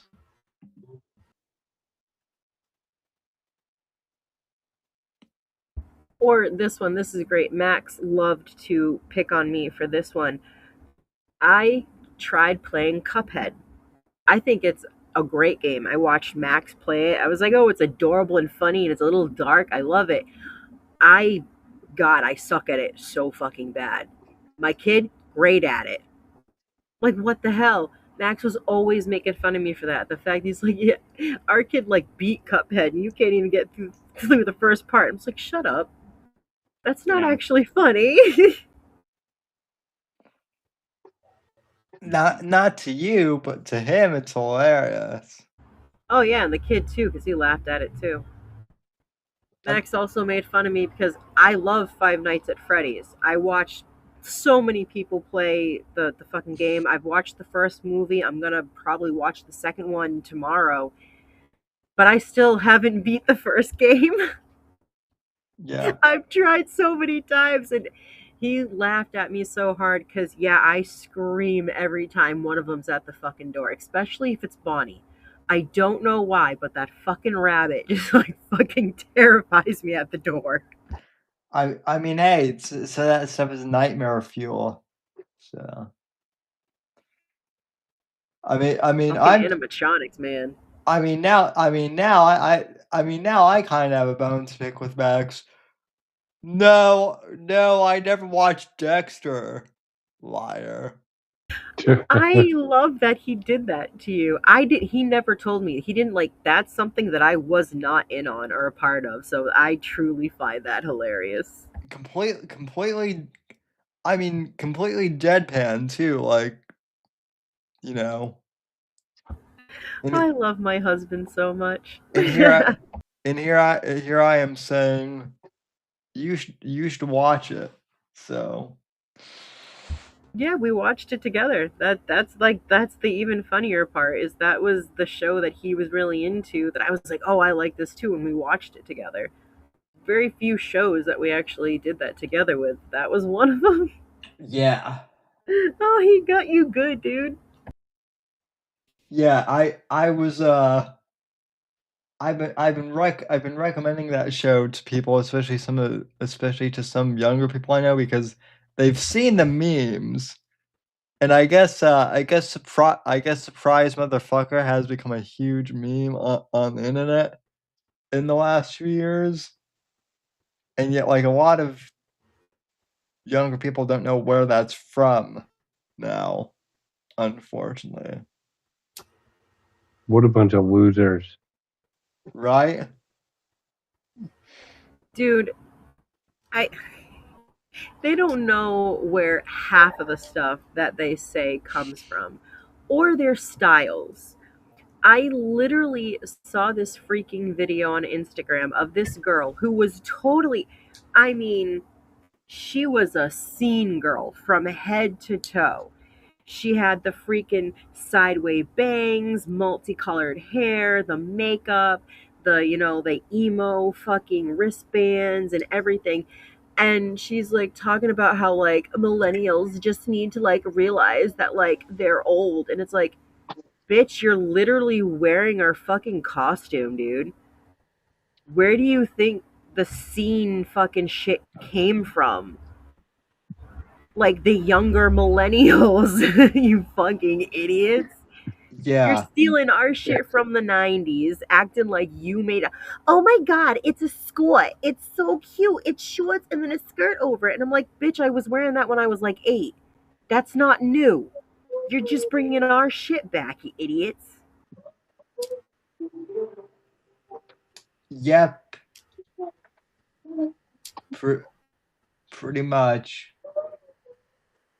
It's also funny because that's how everything goes. Every single style and trend has its circulation, dies out a bit, and then comes back a couple generations later. That's why I think it's like kind of like important that you do pay a little bit of homage to the original of like, what you're doing, even if you're, changing it up a bit. But Yeah. don't act like you took that shit and like all the fucking shit we used to do in the 90s and making it your own. Like, Lisa Frank was our thing, okay? That's not new.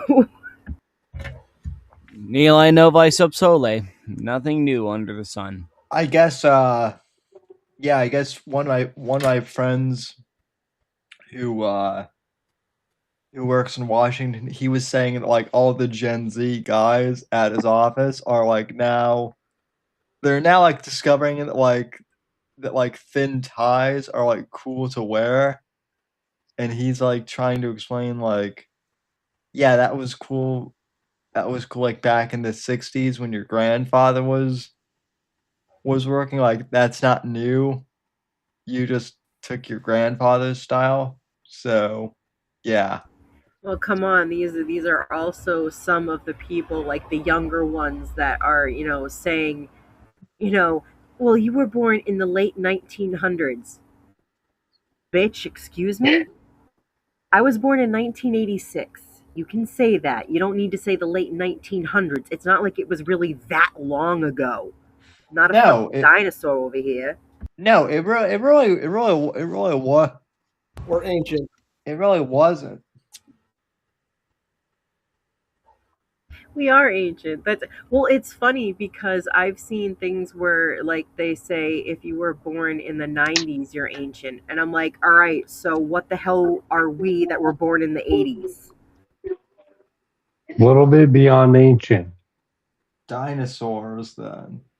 But no, like Fossils. that's weird. Prehistoric. But no, that's weird because they're like people who are born in the 80s, who were born in the 80s are ancient, and it's like I have friends, like dear friends who are who were born in the 80s. Quiet from the peanut gallery. Yeah, like bro, like the elder millennials like we're in our 40s now. Which Yep. which now that I'm in my 30s does not seem that far off to me anymore. No, you're getting there, dude. It's also funny because they'll look at you being in your 30s and be like you are a millennial, and they'll assign you like the actual millennial issues.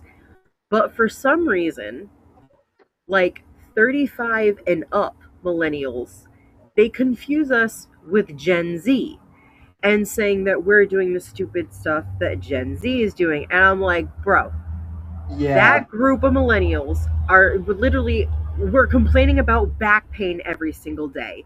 We're getting our kids ready for school. We're pissing and moaning about our jobs that we have to go to, but we're going to our jobs and we're paying our taxes and we're doing the things that we're supposed to do. Stop blaming us because some of us liked putting avocado on our toast. Okay, that's not the worst thing millennials have done.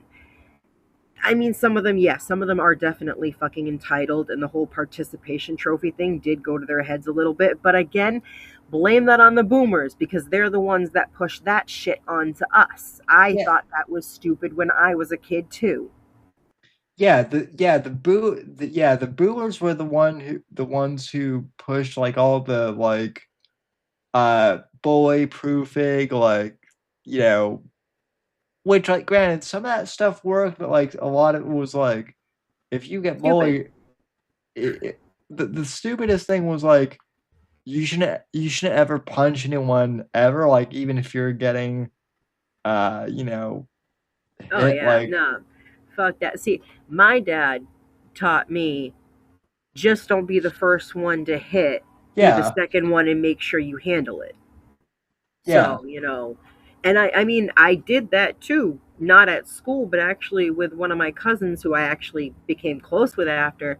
She would always pick on me and she would punch me and hit me. So one day I just had enough and I just punched her square in the nose. And then we became like best friends after that. So like my parents were like, "No, you don't be the first one to hit, but if someone hits you, you have a right to defend yourself." They just always taught me there is a difference between defending yourself and then you becoming like the asshole for beating the shit out of the other person. right.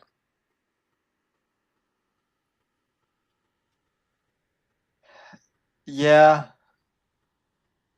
I mean, and now it's like, you know, it's weird because it's weird too though because like now like the first time I heard of the concept of like cyberbullying, I thought it was like a I thought it was like a joke.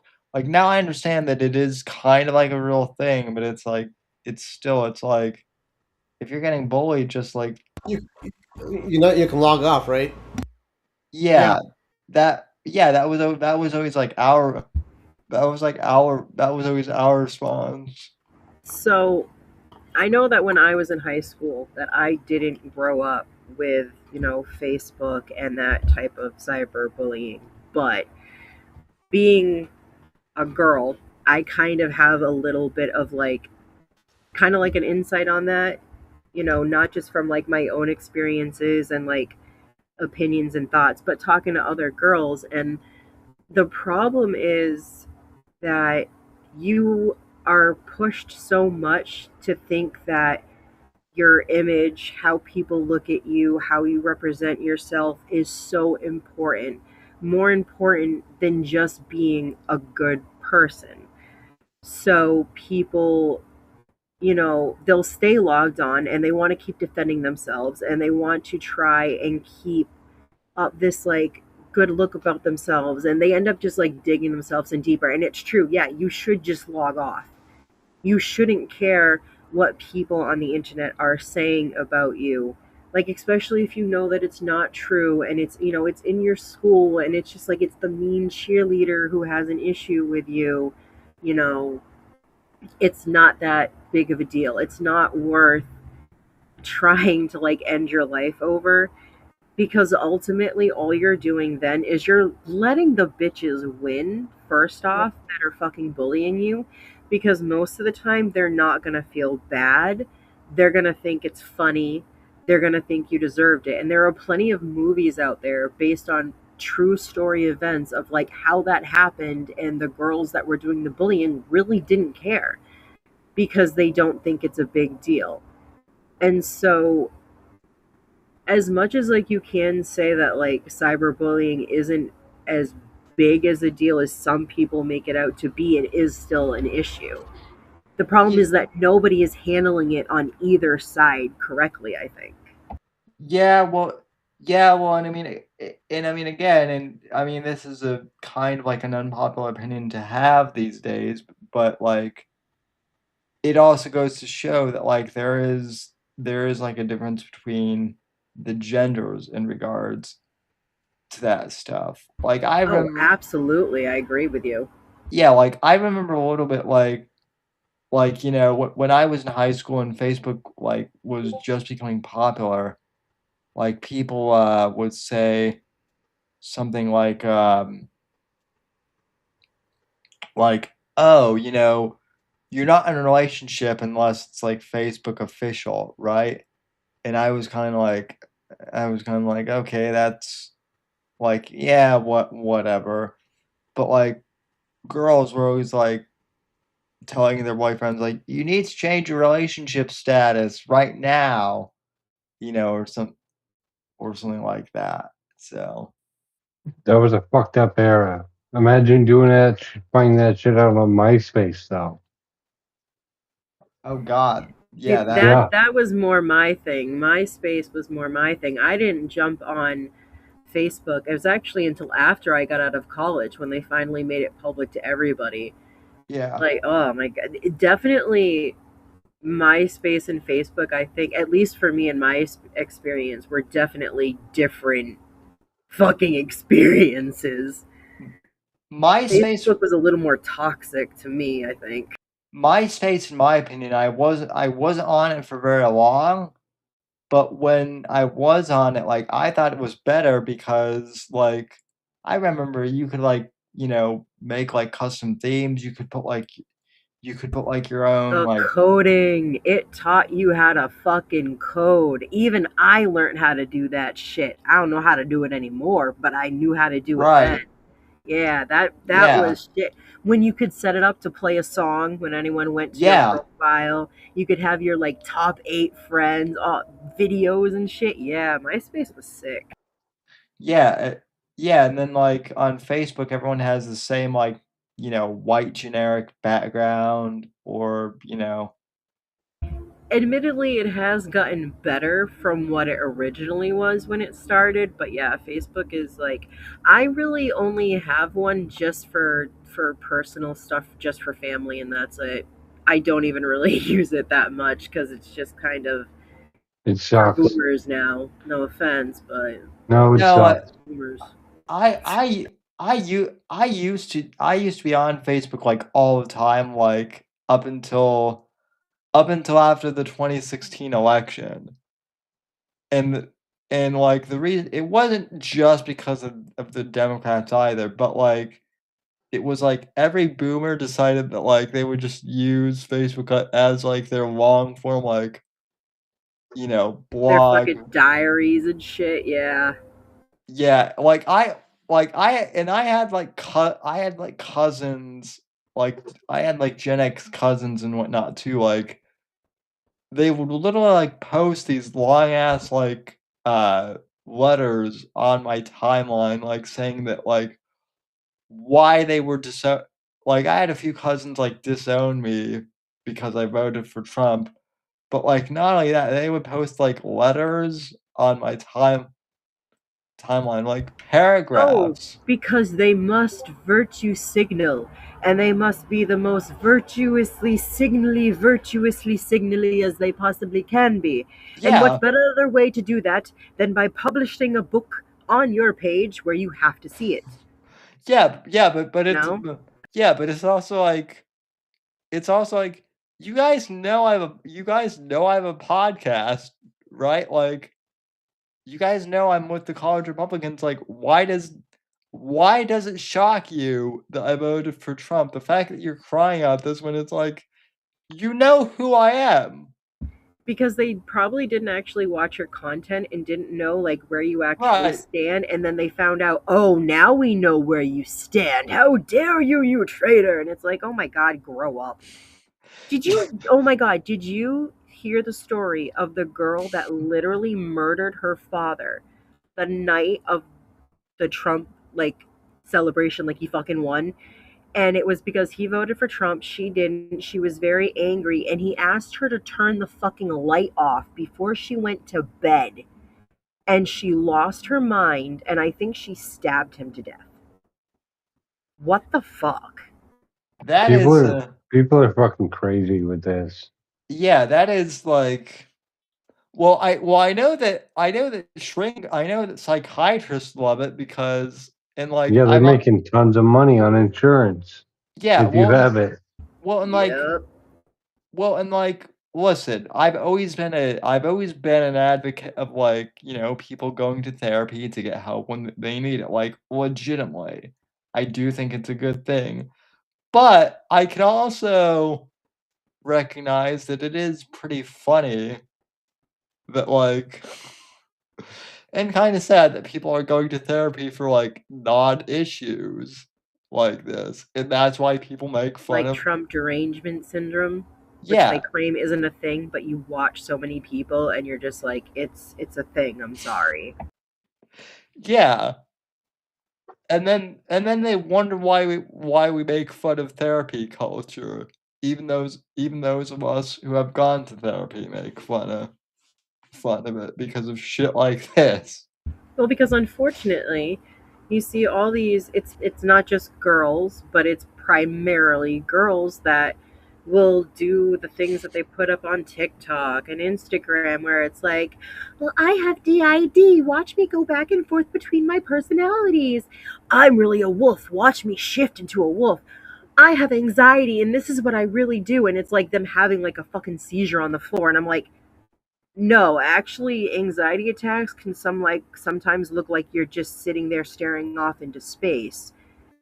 A panic attack, you might shake a little bit, but you're not having a fucking seizure, dude. And so, unfortunately, because you have people like that are claiming all these, like, I mean, not all of them are real, but they're claiming them, and this is what people primarily see of them. That's what they think it really is. And it's like, well, shit, some people really are fucked up like that in bipolar, and therapy actually does help them. They're not the ones making those videos, because the people that are sitting there saying shit, fucking pussy ass, and claiming to have Tourette's, they don't. They're playing you That because it gets them fucking attention. we can thank South Park for that, Yep. But it was largely. fucking funny too. It was funny. Oh, yeah. No, it's funny how much, like, shit South Park predicted that, like, became true for better or I for know. worse. So, also, Evan might pop in here, uh, Cool. for a bit. So, I probably can't stay on for too much longer, but I can stick around for a little bit. yeah, yeah, that's fine. We've actually gone on longer than we usually do. Mort usually cuts us off at the top of the hour.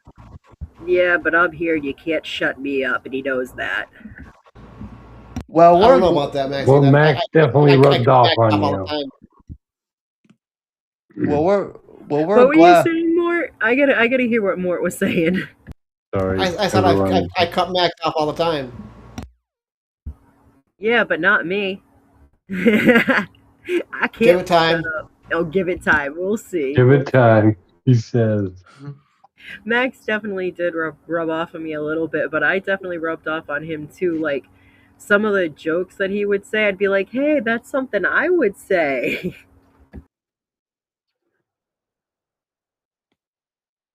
Yeah, yeah. I definitely like after I got to know you would. I'm like, oh, I understand completely why they got married. Like, yeah, it makes sense. Yeah, it actually did. I mean, the story that he always used to tell about how we or how we met, completely 100% true. My friend asked me to go with her to this fucking party. I walked upstairs into a room and there was Max sitting at the computer playing a fucking video game. And yeah, I thought he was really cute. And then we spent like the whole night just like finding ways to like be near each other, but not saying anything to each other. And then he threw up all over his shirt, took it off, Nice. threw it on the floor, puked on the floor. I convinced his youngest brother to take me upstairs to the barn to find him to make sure he was okay, and then we just like sat there talking for a couple hours. Like that's really how our 20-year relationship fucking started. Nice. Yeah, that's also pretty rare now.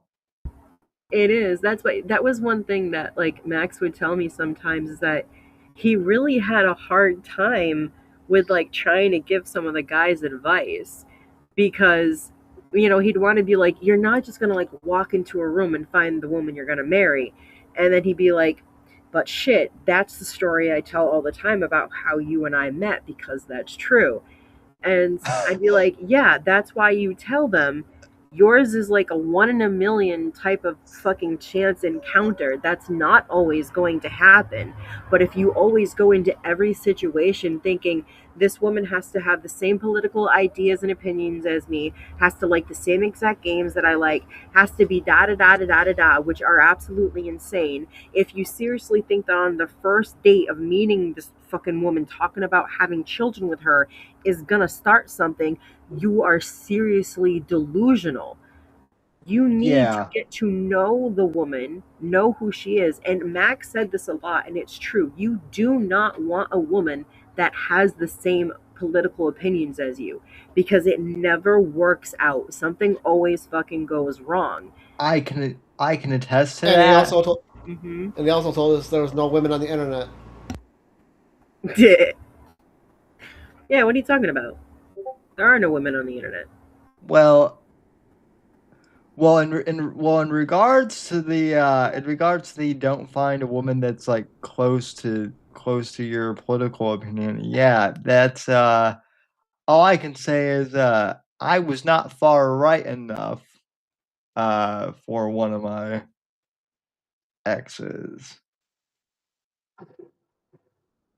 And that's the thing that some people are surprised to hear about is that it's like you're not far enough. Like even for Max and I, there were definitely some topics that like we had similar opinions on, but there are a few that I went way further than he did, and some of them even surprised him.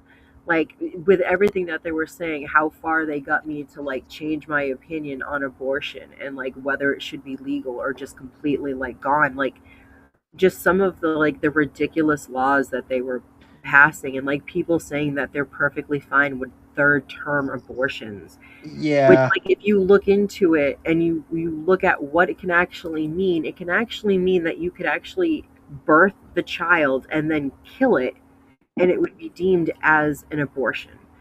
But yeah, I'm sorry, if that child takes one single breath, that's murder.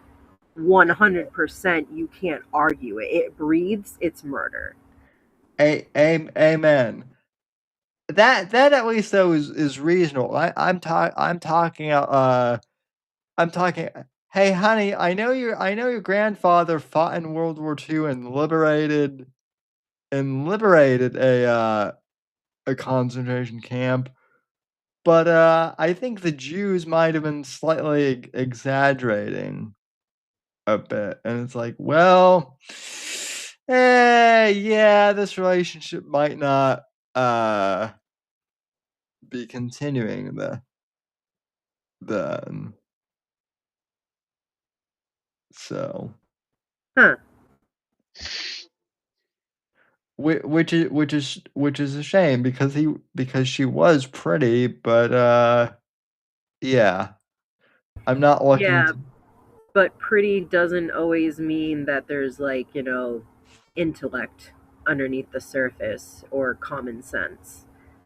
Sometimes sometimes the most prettiest thing you see could actually be the ugliest on the inside. Yeah, and I think in this case, a woman that was like. Also, it's weird because if you're like into eugenics, why would you be dating a guy in a wheelchair? That kind of makes no That makes no sense at sense. all. Yeah. Thinks that she's doing something good for the little man, so that gives her brownie points, maybe? Yeah. Well, I mean, Nazis are socialists at the end of the day, so don't forget that, kids. The more you know. Indeed.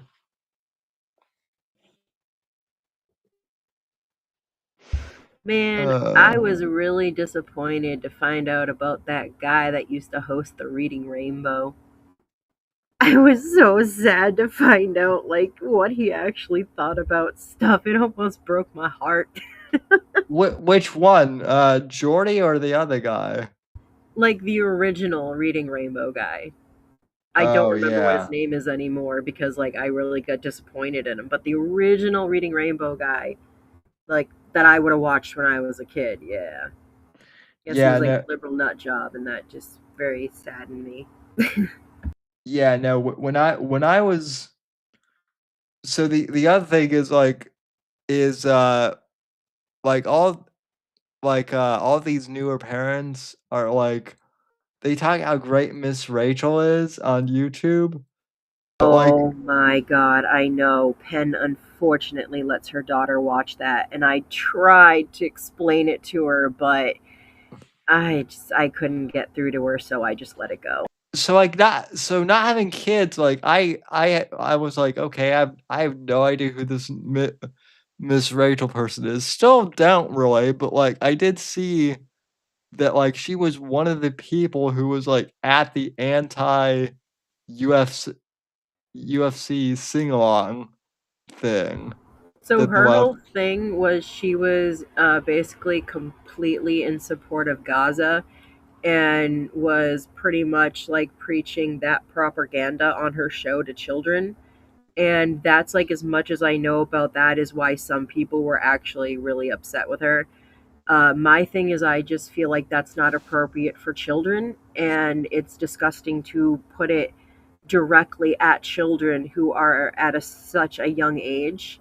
And yeah, I tried explaining that to Penn, but she's not really political. As like if you've watched the Sandwich Makers, you know that we really didn't get political over there. She and I do have different beliefs, but we respect each other. But that was just one of the things where I just before I pushed too far, I could tell she wasn't gonna see what I was trying to tell her. So unfortunately, my niece still watches Miss Rachel, but like I trust Penn enough to not worry that like her kid is gonna pick up the wrong idea about stuff. So Yeah, well, but that also just seems kind of I'm not like criticizing Penn, but that all seems bizarre because like most of the kids who like I've seen like relatives who I've seen like reading, or like watching Miss Rachel, they're like 6-month olds or like they don't even comprehend like words, they're barely like comprehending like words. Yeah, and so for Miss Rachel to be like, ranting ranting about yeah, Gaza exactly. to a kid, it's just going to be like what, just like in Charlie Brown. I feel like it's like a lot of thing that people do with like kid shows and movies and stuff is that like it's really more messages for adults. And unfortunately, there were a lot of adults that were listening and were going, wait a minute, we don't like that this is the stuff that you're saying to our kids. This isn't cool. But like, people still watch her and still think that she's great, so she's still out there. I was relieved when Penn switched to the dancing fruit. Okay, that shit will drive you absolutely insane, but I would much rather sit there and watch freaking bananas and apples dancing to weird kid music with the creepy smiles on their faces than have to sit through an episode of Miss Rachel. My mom would, and I recently had to verify that this is true, but like my mom would not let me watch Barney because like Barney gave her the Because he'll steal your soul. well yeah well yeah because Barney gave her the heebie jeebies and Bro, do you not know like the fucking lore theory of fucking Barney the dinosaur? yeah yes I do now. which I was one? gonna say Max made me watch like an entire video about like Barney is really some kind of like demon that like basically only children can see and sucks the lives out of them and shit like that. And the video is very interesting, and I wish I knew what it fucking was, but he didn't always tell me who the videos were made by. He just went, "Hey, watch this." I'm sure. But it's actually really interesting. I'm sure I can find it on YouTube. He probably shared it with you at some point, because I know he was always like posting links to the weird videos he used to make me watch. Yeah, Max was so bad. Shmuley has like some down some weird rabbit hole. Who do you think taught him that shit? Like, Max literally made me watch that video about that guy that touched eyeballs on one of the first Cringing Over Coffees I did with him on camera.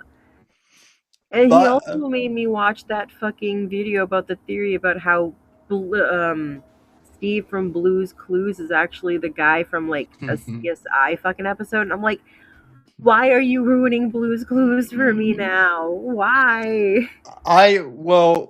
One of my funniest Max memories was when I watched the Cringe Coffee House marathon, and it was the Dice Golden episode. Oh my god, that episode.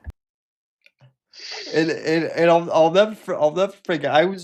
This was like in the morning, and I was actually drinking coffee, and at one point, he had like Dice Golden has that character like Timmy or whatever, who's like a little child, and it's like revealed that he's like only like 7 or something. He's locked up in this insane asylum. Yeah. And it's like, wait, I literally texted Max. I'm like, wait, what the fuck, man? I'm like, what did you get me into? So, Did he just tell you to keep watching? yeah. I knew it. He's like, keep watch. He's like, keep watching. Watching the fact It was worth it to watch it too, wasn't it? Yeah. Well, Because when he was streaming that, I sat there the whole time, so I watched that whole thing, and I was like, damn, you're right. Like, it's worth watching that shit. Oh my god. Yeah. And I was like, and at one point I was like, I even texted, I'm like, I hate to say this, like, when I first tuned in, I was like, this is like boring. But as it went on, I'm like, this is actually like begrudgingly like somewhat good. Like it's terrible, but it's also good. The funny thing about that is, like, as that guy was, or kid, whatever, was fucking making that shit, Max was actually giving him advice the whole time. Yeah. Like, on how to do stuff, camera angles, and he even told him, like, dude, get fake blood. Don't actually hurt yourself and make yourself bleed. Just get the fake stuff. It's okay. Because, like, when he bleeds and that dude really did that to himself, and it actually concerned Max a little bit. Like that's the thing that nobody understands too, is that like Max was actually concerned at like a lot of his locales. Like yeah, he would Like actually. I said the other night, when Dave like stopped making videos, he was really concerned, and we were relieved to find out he had just like privated stuff and then was, making it, so we could all see it. But even the last time, he told me that he was worried about Dave because Dave was starting to talk about the trucks, like I think he calls them like Decepticons or something. And so he said he was actually getting worried because that usually means that Dave isn't on his medication. So I actually kind of feel like I kind of owe it to Max to like maybe try and find Dave's channel and check up on him, see how he's doing. Why are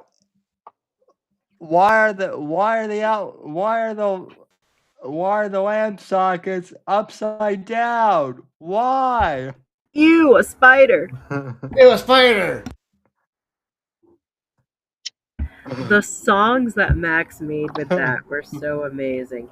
If you want to hear the songs that Max made about Dave, about Cantwell, about a bunch of different things, even using clips from the from the Whitfield Report live, like his top 10 list or just stupid conversations y'all had. If you want to hear all that stuff, go over to Suno, check out Blame Max Sand, or you can just search for Max Sand and go listen to his music because he has so much stuff on there. I went to go find one song to send to somebody, and that's when I truly realized how many songs my husband was posting on Suno. There are so many. He So would, you should check them out. yeah, he loved Suno. He did. And the cool thing about it too is that a lot of like the hooks and like a lot of the music he actually Here's Max page. sweet, there it is. Like, yeah, go check it out. Like, I mean, his music is just really good, and I honestly I kind of tear up a little bit when I do listen to it. But did he yeah, pay yearly for that, or he does the $30 a month plan or whatever. ooh. Well, I'm yeah. debating about continuing it just so that I can like keep posting some of the stuff that he hasn't published. Yeah. I'm actually starting to do that with mine. If you go to Maxine Sand on Suno, I actually just published one of the songs that Max actually helped me with. I think it's One More Hug is the song, and he helped me translate it into Portuguese. Because my dad's side of the family is Portuguese and Irish, and so I don't know how to pronounce it, but it's that one right there that's only got 7 listens. It's my song One More Hug in Portuguese, and it's actually the last, I think it's like the most recent one he helped me work on, maybe. Yeah, my Suno subscription is about to like expire, and I'm like, damn it, I'm actually starting to like this thing enough to where I'm like, I might have to like budget to subscribe to every a month. Yeah, I do the $10 a month. Yeah, that's one I do.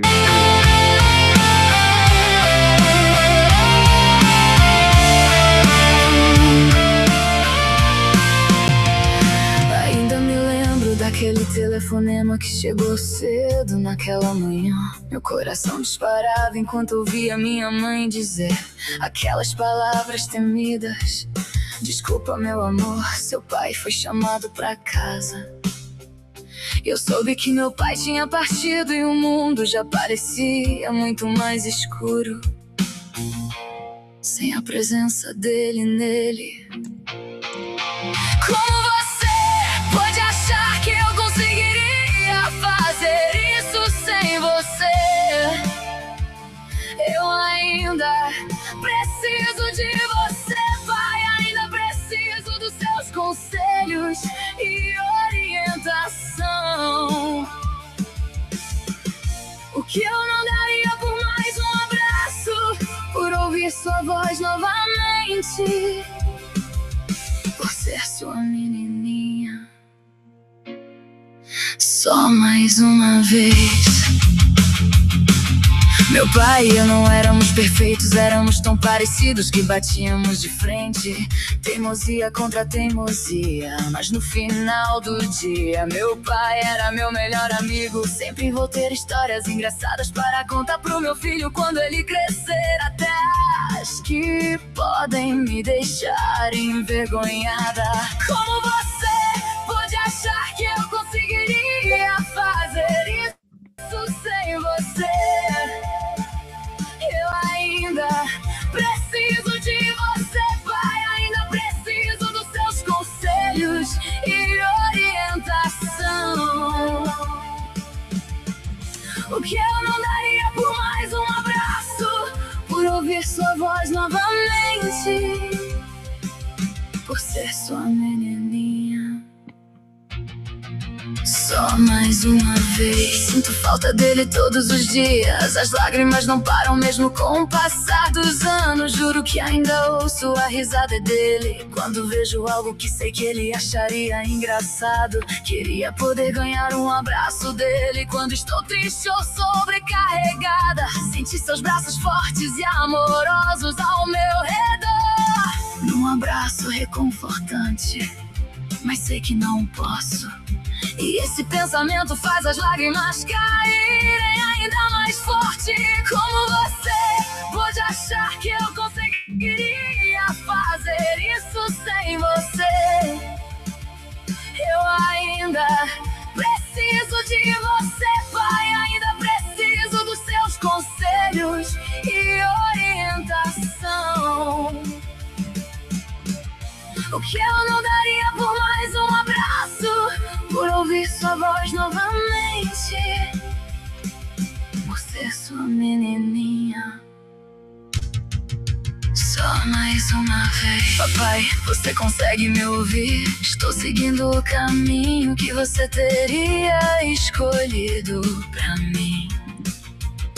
Você se orgulha da mãe que me tornei. Você assiste seu neto crescer e ouve ele contar as memórias que tem de você.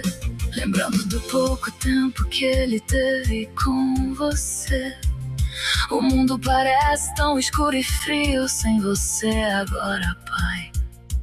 Ainda preciso da sua força pra seguir em frente. Como você pode achar que eu conseguiria fazer isso sem você? Eu ainda preciso de você, pai. Ainda preciso dos seus conselhos e orientação. O que eu não daria por mais um abraço, por ouvir sua voz novamente, por ser sua menininha. Só mais uma vez. Não sei quando essa dor vai embora, ou quando essa ferida vai cicatrizar, mas sei que você me diria pra ser forte, pra manter a cabeça erguida. Então serei a filha do meu pai e vou continuar lutando. Sei que vou te deixar orgulhoso de mim, a rebelde do papai, com o mesmo fogo nos olhos.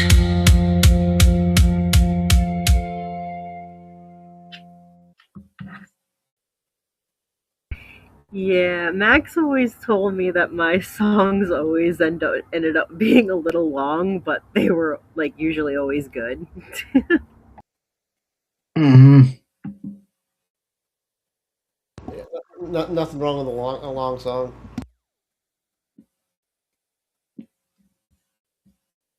Some of the ones that I have up there are pretty ridiculous, but I had a lot of fun writing them.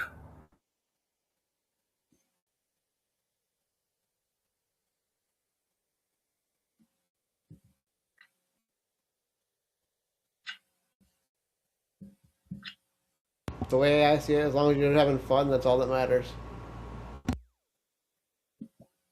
Yeah, and I mean, people seem to like both our music a lot. So, I mean, I appreciate everyone that likes and follows our stuff on Suno, and anyone that, follows RTO on Spotify and, listens to our music on there and, what is it, on iTunes and YouTube and all that shit. Like, Max always appreciated that and loved, that people appreciated his work and his music.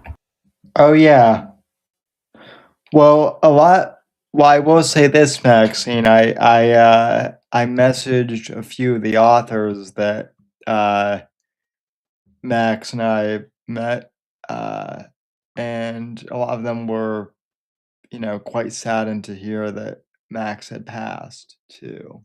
So, um, That's so sweet. yeah, he, I mean, like you and I both said, he left more of an impact than he thought, and Mhm. that's both awesome and yet also sad that he's not here to, you know, truly see. I know. Um, I just try to like think about it the way that I, think about my dad and other people. It's just like he's up there, watching in his own way, and I'm sure he sees some of this, and I'm yeah, sure he like checks in on everyone from time to time because I mean that's what he always did when he was here. I'm sure that's what he's doing now. yeah, same here. And I mean, I wanna commend you, for I mean, I know you have your down moments, like, of course you do, but, like, even I have my moments where, like, I'm, really happy, and then, like, sometimes I'm just, like, really sad that he's gone, and Yeah, so yesterday was a particularly bad day for me. I just from the moment that I woke up, it was a bad day. I had a few breakdowns, and I mean even today, earlier today was really bad. So, um we had to go by the house. I had to go in and pick up a few things, and I walked in the door and I saw the clock on our stove flashing. And I just like I screamed fuck as loud as I could, and I ran downstairs and I had a complete breakdown. Like I'm not even like ashamed to admit it. I completely broke down because his computer was off. And I didn't know if I knew the actual pin to get into his computer. I actually kicked the table. I was so fucking like I was freaking out. I was yelling at him for like not making sure I absolutely knew this stuff. But oh, and this was funny. I had no idea how to turn his computer on. I didn't even know where the power button was on the tower. So I had to find that. And I was like cussing him out for not showing me how to turn it on. And then I just like said a prayer, punched in the first pin that I was like, he might use this. And it fucking worked. And I was just like, oh my God, thank you so much. So like it's really funny to talk about now, especially because like I was cussing Max out like crazy, and I know that he was laughing his ass off the entire time because I guarantee he was sitting there going, "You know what it is, and you're gonna punch it in, and you're gonna feel stupid, but I'm gonna let you freak out because that's I how he always was." Sounds like Max. Yep. I'm glad because, like, I cursed him out a few times, yesterday. Like yesterday too. I was just like "Damn it, Max, we have so many more shows to do," and, like, Mm-hmm. also, like, I'm not even sad for me, like, We have fucking shit to do, man. What the fuck? your wife, your son, like, "Damn it, man, why'd you have to leave us now?" Yeah, So I think like the thing that like kind of pisses me off, and definitely like I can't lie, I'm mad at God right now, like very angry, and I've been vocal about it to him. I'm not hiding it from him. I'm just understandable. he passed away 2 days before our 20th anniversary from when we first started dating, and I just felt like that was like the cruelest joke that the universe could ever play on me. And like I'm still pissed off about it, and I want to know why. I have so many questions. And I just hope that I'm right and that there's going to be a day that I'm going to get the answers that I have because right now they're kind of driving me insane. And I'm sure you have questions that are driving you nuts too. I don't think it's possible not to have those, thoughts and feelings and shit right now. Yeah, some of which, like, well, I don't, you know, my thing is just like, how I'm just like, how can I help Maxine? And then, I just kind of I just kind of go with my gut instinct or like my intuition. So I really appreciate everything that you've done to help you and more. I mean, even just like letting me vent or rant to you guys, like you don't know how much that means because like I can't always talk to Penn and I don't always want to drag her down with that cuz she's got her own shit she's dealing with. So like I just appreciate you like giving me a place to like talk and like same thing with Core, he's done the same thing. And we actually have a comment from Humongous. He says, Yep, Among "My Us in the chat. my first Max encounter was when he, Smooly, and Zach slash Pugs hopping onto my live stream panel that Dice was on too." yeah, I bet that yeah, was fun. yeah. I'm sure that was fun. Honestly, a lot of those things I really wasn't around for. I really didn't start like sitting in and listening to stuff again until he started doing the show with you guys. And then, of course, he convinced me to do the sandwich makers. You know, and then I met Chibi and I dragged Penn into it, and now we're here. Yeah, it's I mean, and the fact that like you and Chibi, even though Chibi has only been here for like a year and a half, some of the best lore ever, I think.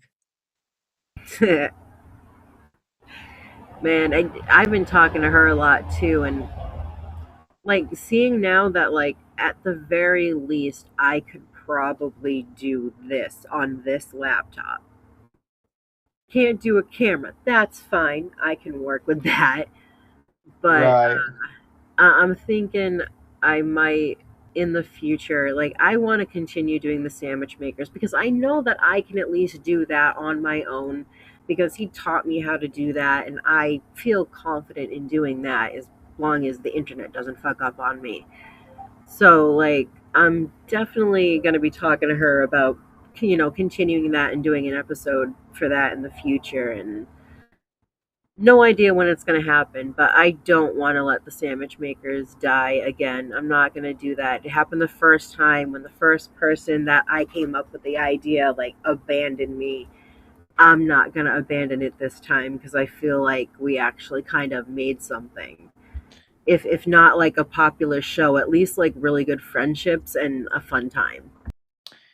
Yeah, no, I mean that's ultimately what, you know, the Whitfield report has been for me too. Like, yeah, when I first started it, like I thought, you know, for some reason like it would become, you know, hugely popular in the political space. And I've had moments, but like it turns out that like it's become more famous or infamous in the, you know, in the writing space. And then Mm-hmm. I've just met like I've just met really cool people, namely you and your husband and this other crippled guy here. Well, that was one thing that Max like always told me before I actually Gripple decided fight. Gripple fight. before I actually decided to like become a part of this. Like that was one thing that he kind of tried to tell me of like don't sit there and feel like the pressure of you have to be like the YouTubers that you used to watch. That's not what this is. You're doing your own thing. You're doing this for fun. This isn't a job. It's not a career. It's just a hobby. And if you get followers or subscribers along the way, hey, that's cool. You just know someone appreciates what you're doing. And you just keep doing what you want to do. And honestly, I've tried doing other projects, like even like online. I tried doing the YouTuber thing fucking years ago, like with me on camera or just with me trying like a Sim series, which you can't find anymore because I fucking nuked all that shit. But I always did that. I always got in that mindset of I have to do this. People are expecting this. This is what they want to see. Even to the point of I started like changing the story that I had set up for The Sims. And I was with Max when I started that, and he was actually the one that even then was like, why are you changing it from what you wanted? Well, because, like this person left this comment, and he was like, yeah, okay, so what? If you continued what you were doing, you think they're going to stop watching? And I was like, well, I don't know, maybe. And he's like, okay, how many other people are watching? And it's like, I had a couple hundred people subscribe to that channel at the time. And he's like, well, then why are you going to give a shit about one person? Just keep doing what you're doing. But I still got stuck in that mindset. And every other project I stopped doing because I made it feel like a job. And the Sandwich Makers does not feel like that. It feels like just friends getting together, just like playing a game or reading Reddit stories. And I mean, honestly, I would love to have you guys back on again, because having more on and read the Reddit stories with us was so much fun. And like even talking about the paranormal stuff with Sam, like I want to keep doing that stuff. I don't want to let it, fade out like all the other stuff. And I think that with, Chibi and you guys, I think we could keep it going. And I feel like that would kind of honor Max in a way too, because I mean, the Sandwich Makers broadcast is my idea, but he's the one that even pushed the idea of turning it into a podcast last year. Yeah. And he helped refine it. Exactly. For like, oh my God, I don't even know how many, but like for so many episodes, he was the producer. He was doing everything, controlling like screens and the chat and it, like he did absolutely everything. And then I was like, okay, I can see that this is actually stressing you the fuck out. And you're the one that's not wanting to do this. And I don't want that to happen. So you're going to teach me how to use all the freaking apps that you use. You're going to teach me how to put it into fucking OBS and Rumble. And you're going to teach me all the shit. And once he taught me it, after a few times of me doing it, I didn't even need to ask him for help anymore. That's when things started getting so much better. And it was because of him. Yeah, I don't know if you know this, Maxine, but I know the guys do. I'm technically a failed pro wrestling YouTuber. Oh, really? I didn't know that. Yeah, I did a podcast with a couple of friends back in, I want to say it was between 2016 to 2020. Something happened and we just fell apart during 2020. That was something that I was afraid about with the Sandwich Makers. When Chibi had to take her sabbatical and walk away, I got a little nervous about that. But I was like, oh, me and Penn are fine. And then Penn goes and gets pregnant. And I'm like, oh, well, crap. And I was just like, oh my God, like when she leaves, this is dead. Like, what am I going to do? It's just me. I never wanted to be the host. That's why I always let Chibi do that in the beginning. Because because I was like afraid of also of like people worrying that it was just going to be like the Maxine Sand show because I, was Max's wife, and I didn't want that either. And then like it just like naturally I just ended up taking over because I was just naturally better at it, and Chibi was actually adorable but so nervous. But like once both her and Penn were gone, Max was just like, you're just gonna do what you want to do. And I'm like, how? I'm fucking alone. And that's when all of a sudden he started hopping on with me. And then he was the one that came up with the idea of like, well, you do this diamond art stuff all the time, why don't you just like do it on stream? And I'm like, I can't be a streamer like that. And he was like, you're not trying to be, you're just trying to do that something that's entertaining. We can talk. He was the one that always come up with like the topics. We would watch wrestling and then he would help, steer that along. And then of course, like recently, he would put our music up and play his music and then my music, and he always had a way of making everything better. And the only thing I'm actually really disappointed about is I don't know how to do the music part. So I have no idea how to like play music on our streams. And also his computer still won't connect to the internet. So I can't even like go on and try to figure out any of it. So yeah, the one thing I will say is that like unfortunately that laptop that you have, and I mean I know you know this, but that's not gonna be able to run OBS real well, probably. Yeah, I started thinking about that a little bit after I started talking about it, and I was like, actually, if Discord runs like shit on this thing, there's no way I'm gonna be able to do OBS and Rumble Studio. So uh, I'll just um, have I'm gonna set my computer up at the place. I'm gonna like rearrange stuff because that's what they recommend you do, and I'm gonna actually try to set up my own little like studio area that's more like me for this, and like I'll just like test it out and see how it goes. I, it was, what's funny? I don't even remember why remembering this now, but like, but I always used to, say, oh, well, one of these days, Max, like I'm gonna come and I'm gonna come and visit you, and without getting into specifics, he would always say, well, well, usually if it were like, Shmuley or anyone else saying that, like, I'd get a bit nervous, but I'd like to see you and Mort try because we've got stairs. Yep, I actually remember him saying that one time.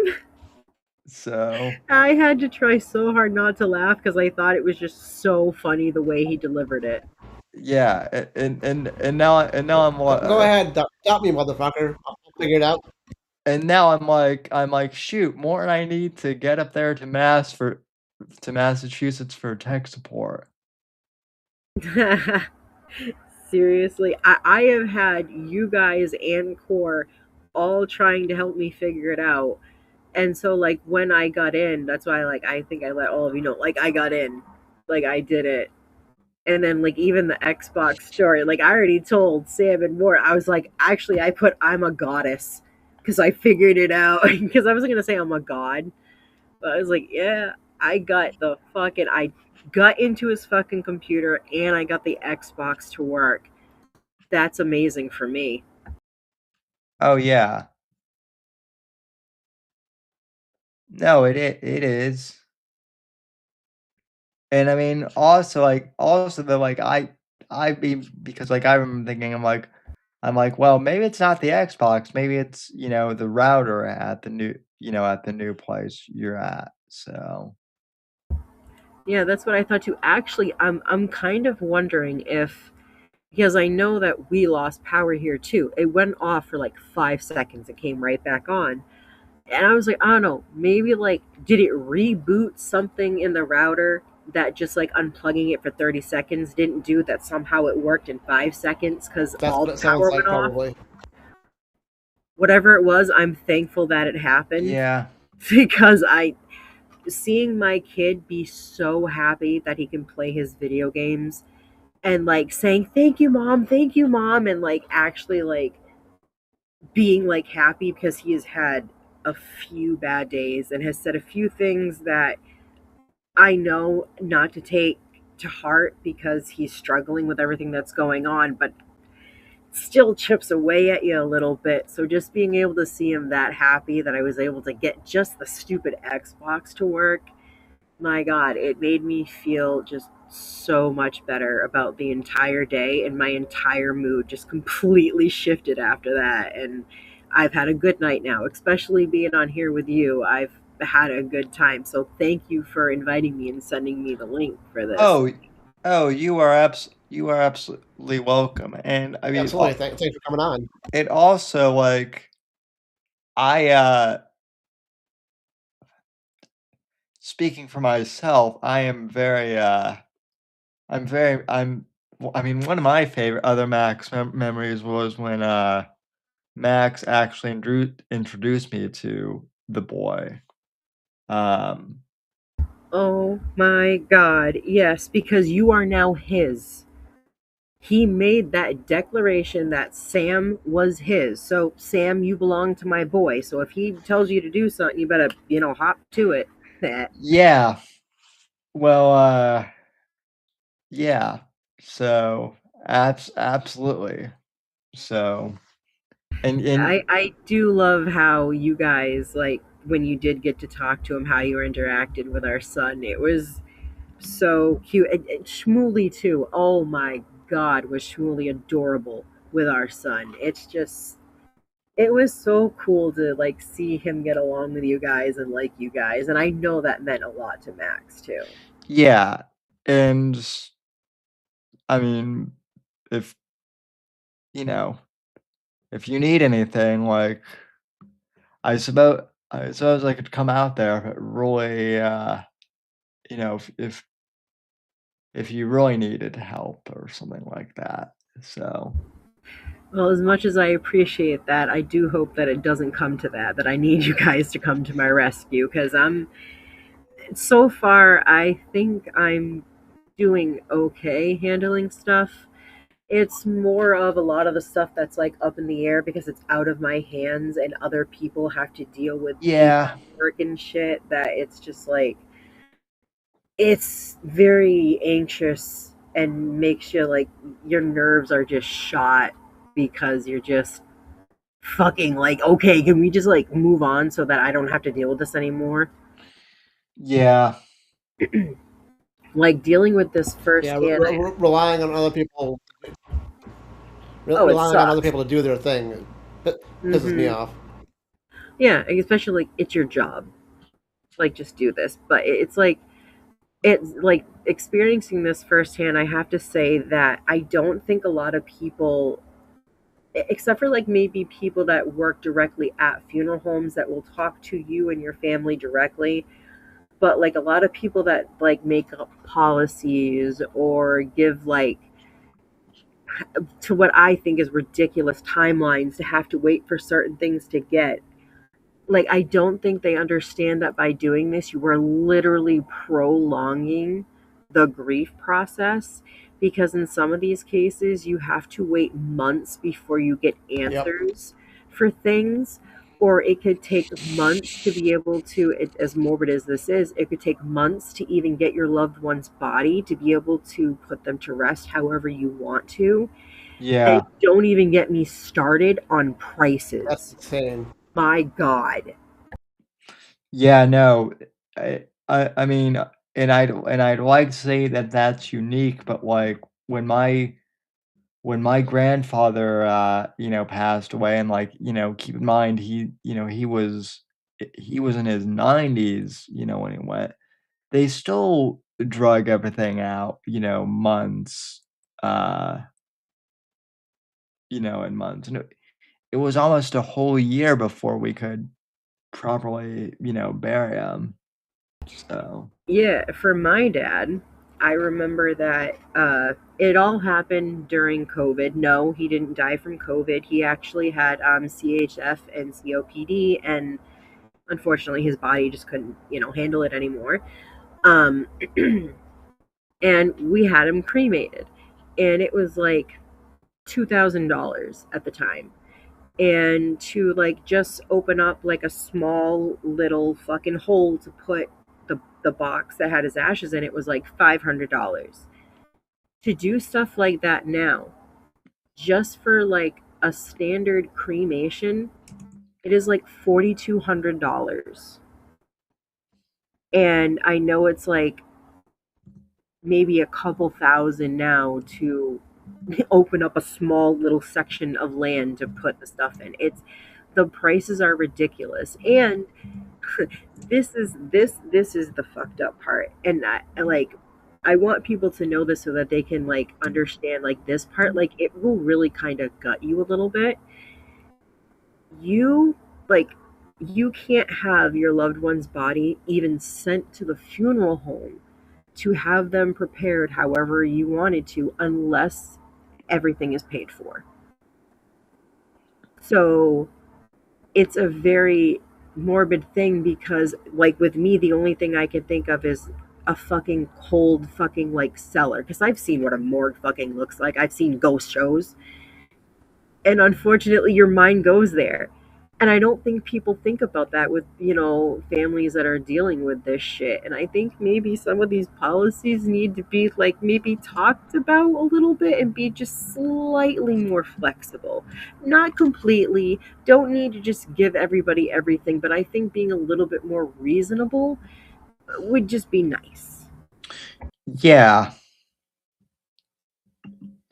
Yeah, absolutely. Well, you would think too, like after COVID and everyone, being like, you would have thought that would have been the time to like reshape some of this stuff, but nope.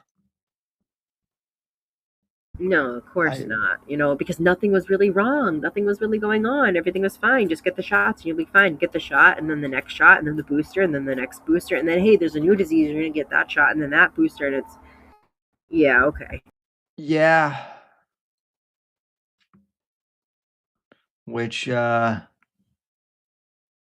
Like, that don't that get me wrong. Max and I, we both got, the original Just get the COVID shot, shot, bigot. but that was it. We didn't do any of the booster shots. We didn't think any of that stuff was necessary. And to be quite honest, our son never got the COVID shot because we saw that children, there were too many negative side effects, like heart problems. And it's like, well, your dad already has like a heart problem. We don't want to take that route. So we just didn't have him get the shot. And guess what? Pretty sure he didn't even get sick and he was perfectly fine. So, yeah. like, but I mean, we did get our COVID shots like they were supposed to. It's just once they came out with boosters and stuff, we just were like, yeah, nah, we're good. We're not gonna do that. Yeah, probably a smart probably a smart move. Well, the boosters just Yeah, seem to like each their own, though. yeah, yeah, to each their own. Just don't the worst part was when people were at McDonald's, but yeah, like they were panicking because I was somehow like killing grandma just by like being near them. Oh my god, those people were so funny. My favorite ones were the people who were like who would smoke cigarettes, and I kid you not, they would like they would smoke a cigarette, like exhale, and then put the mask up between drags. Because the Yep, saw masks that. were actually magical and they didn't let particles get through the fabric that was literally just like fucking cloth that you made yourself, Helen. You know Mhm. how many bacteria were in that freaking Harry Potter mask you made, Helen?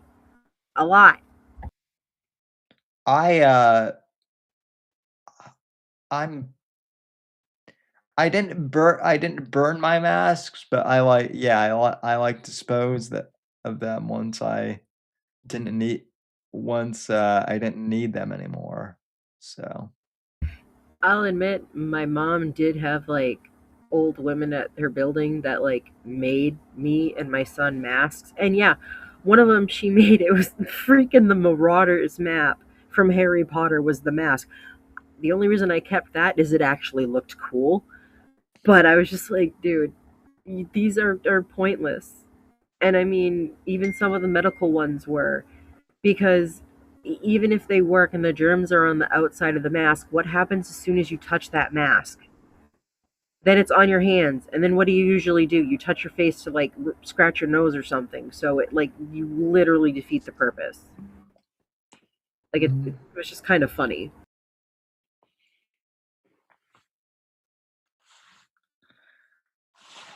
yeah, I mean, yeah, I mean, it was really cool to, like, wear an American flag mask, like, for a while, but then it just got, like, too theatrical. Yeah, it became too much for Max when it was like literally he couldn't even go to the gym anymore because they were saying that you had to wear a mask even on the treadmill. And he's like, they're spaced more than 6 feet apart. I'm on a treadmill running. I can't breathe with the mask on, and I have a heart condition. Like, no, it didn't matter, because, Karen 12 feet over was complaining that he wasn't wearing the mask. So like that's when it like he was fed up because he's like, I can't even like go exercise now, and I can't even go out and walk on the street because even around our area you had to wear a mask walking down the street, and I'm like, I'm asthmatic, and you That want me was to wear retarded. a cloth? Oh, They retarded. yeah, they made us wear masks for a bit, like just walking around here too. In the dead of summer, like I mean, Florida's hot as is, right? You're sweating. What's even worse is like when they made you wear masks here and you would be like sweating down into the mask. That was like awful. Not to mention that the humidity made it so fucking hard to breathe. Oh my god, yeah. The humidity the humidity was horrible. I mean, it's horrible right now, but like it was bad in 20. So, Yeah, it was, oh my god, it was horrible. I mean, there was even a point where Max was just like, you know what? At this point, if someone wants to arrest me for not wearing a mask, I don't care. I'm not wearing them anymore. This is stupid. I can't breathe. Like, he got fucking fed up with it too. we all became outlaws. I actually did get stopped by like one of the sheriffs here once, and I literally asked him. Are you going to arrest me? And he's like, well, no, I'm supposed to tell you that you really should wear your mask. Though I'm like, well, I'm like, listen, you didn't, you didn't, you didn't, you don't, you never saw me wear it. You never saw me on the street, so there's nothing to report. So, And I'm the type of defiant person where if I see people that are so called making these laws and making these regulations, not following them, why the fuck am I? well, the other thing too is like just picture the visual more like I'm in my power wheelchair, which is like a couple 100 pounds. Like it's not easy to Right. lift. It's not easy to lift at all. So like if you're a cop, how are you gonna how are you physically going to arrest me in a big power wheelchair? Like that's not gonna be They're gonna call in the paddy wagon. no, they would Dude, need to get a fucking tow truck to get me, yeah, dude, basically. Right. those things. My dad had a wheelchair like that, and my parents had a minivan, and my mom bought these ramps. Yep, yep. They were not that good. It was two separate ramps that you had to line up at one point. She Uh-huh. finally got one that was one ramp that was big, that was good, but this one had just the two ones you got to try and line the fucking wheels up to. I mean, like, you're, as a standing person, you're reaching over the thing, grabbing the handle, and you're trying to drive backwards down this thing. Yep. I'm trying to help my mom get it out. Max is there, like, trying to guide it down, and my mom just turns it for whatever reason. It fell off the ramp, and the back wheel landed on my foot. Oh jeez. I Holy should shit, did that fucking. I screamed. It hurt so bad. Brian almost died laughing. I shouldn't laugh, but I shouldn't It's laugh, funny. but You yeah. can laugh. But it is both funny and painful. But like so like exactly. So I was like I literally told the cop I'm like listen, I'm like I'm like you see, the position I am in is I know and the thing it is like I kind of knew this cop too. I'm like I know you. You think that you've told me, when you're off duty that you think that this is BS as well. So am I the guy that you don't want to like log? And he was like, no, just don't let me see you. Just don't let me see you. And I'm like, I'm invisible. So All of it is so weird. Like how like law enforcement works now with stuff. Like even like stupid little stuff like that stupid Lego story and like the freaking Mormons and the police and all that shit that's going on and like Reckless Ben got involved and it's like you watch the stuff like that and you're just like what is going on with some of the law enforcement that like this is the shit where they like blatantly break the law with their freaking cameras strapped to their chests. oh yeah. Yeah. I mean, I understand why Max had his issues with cops, given that. So, Yeah, but he also liked watching the videos of people getting arrested and had respect for the cops because like oh yeah. we watched the videos that Asmongold would react to all the time and like we well one usually he liked it because somehow Asmongold and I would be making the same faces at sometimes and it would just crack him up. But like also, I mean, because he didn't like everything that Zach said or believed. Like he said that sometimes like Zach was just an idiot.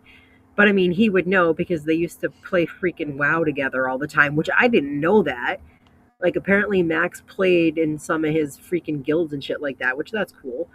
But yeah, he liked watching the videos where people get taken down by the cops for stupid reasons and had respect for the ones that keep restraint as much as they do, especially for some of the crazies that they encounter.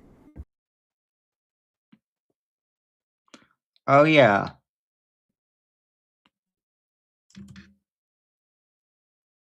Yeah, I mean, Andrew Nelson has some whack stories too. Honestly, watching some of the liberals or some of the sovereign citizens that like get arrested by the police, they are very entertaining.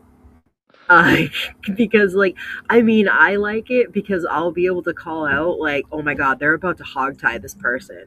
And Max would just look at me. I'm like, I'm telling you, wait, watch. And then all of a sudden they get out that freaking contraption that literally basically hog ties you.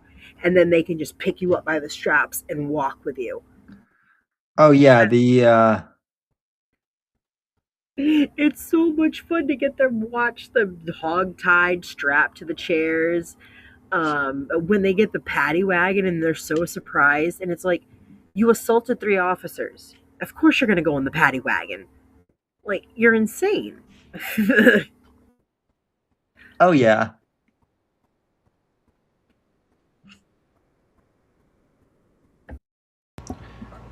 All right, guys. I think we're gonna call it here. Thanks, Maxine, for coming on. Thanks, gentlemen, for coming on, talking Max and video games. Thanks to everybody Absolutely. listening, and we'll talk to everybody next week. Alrighty, sounds good.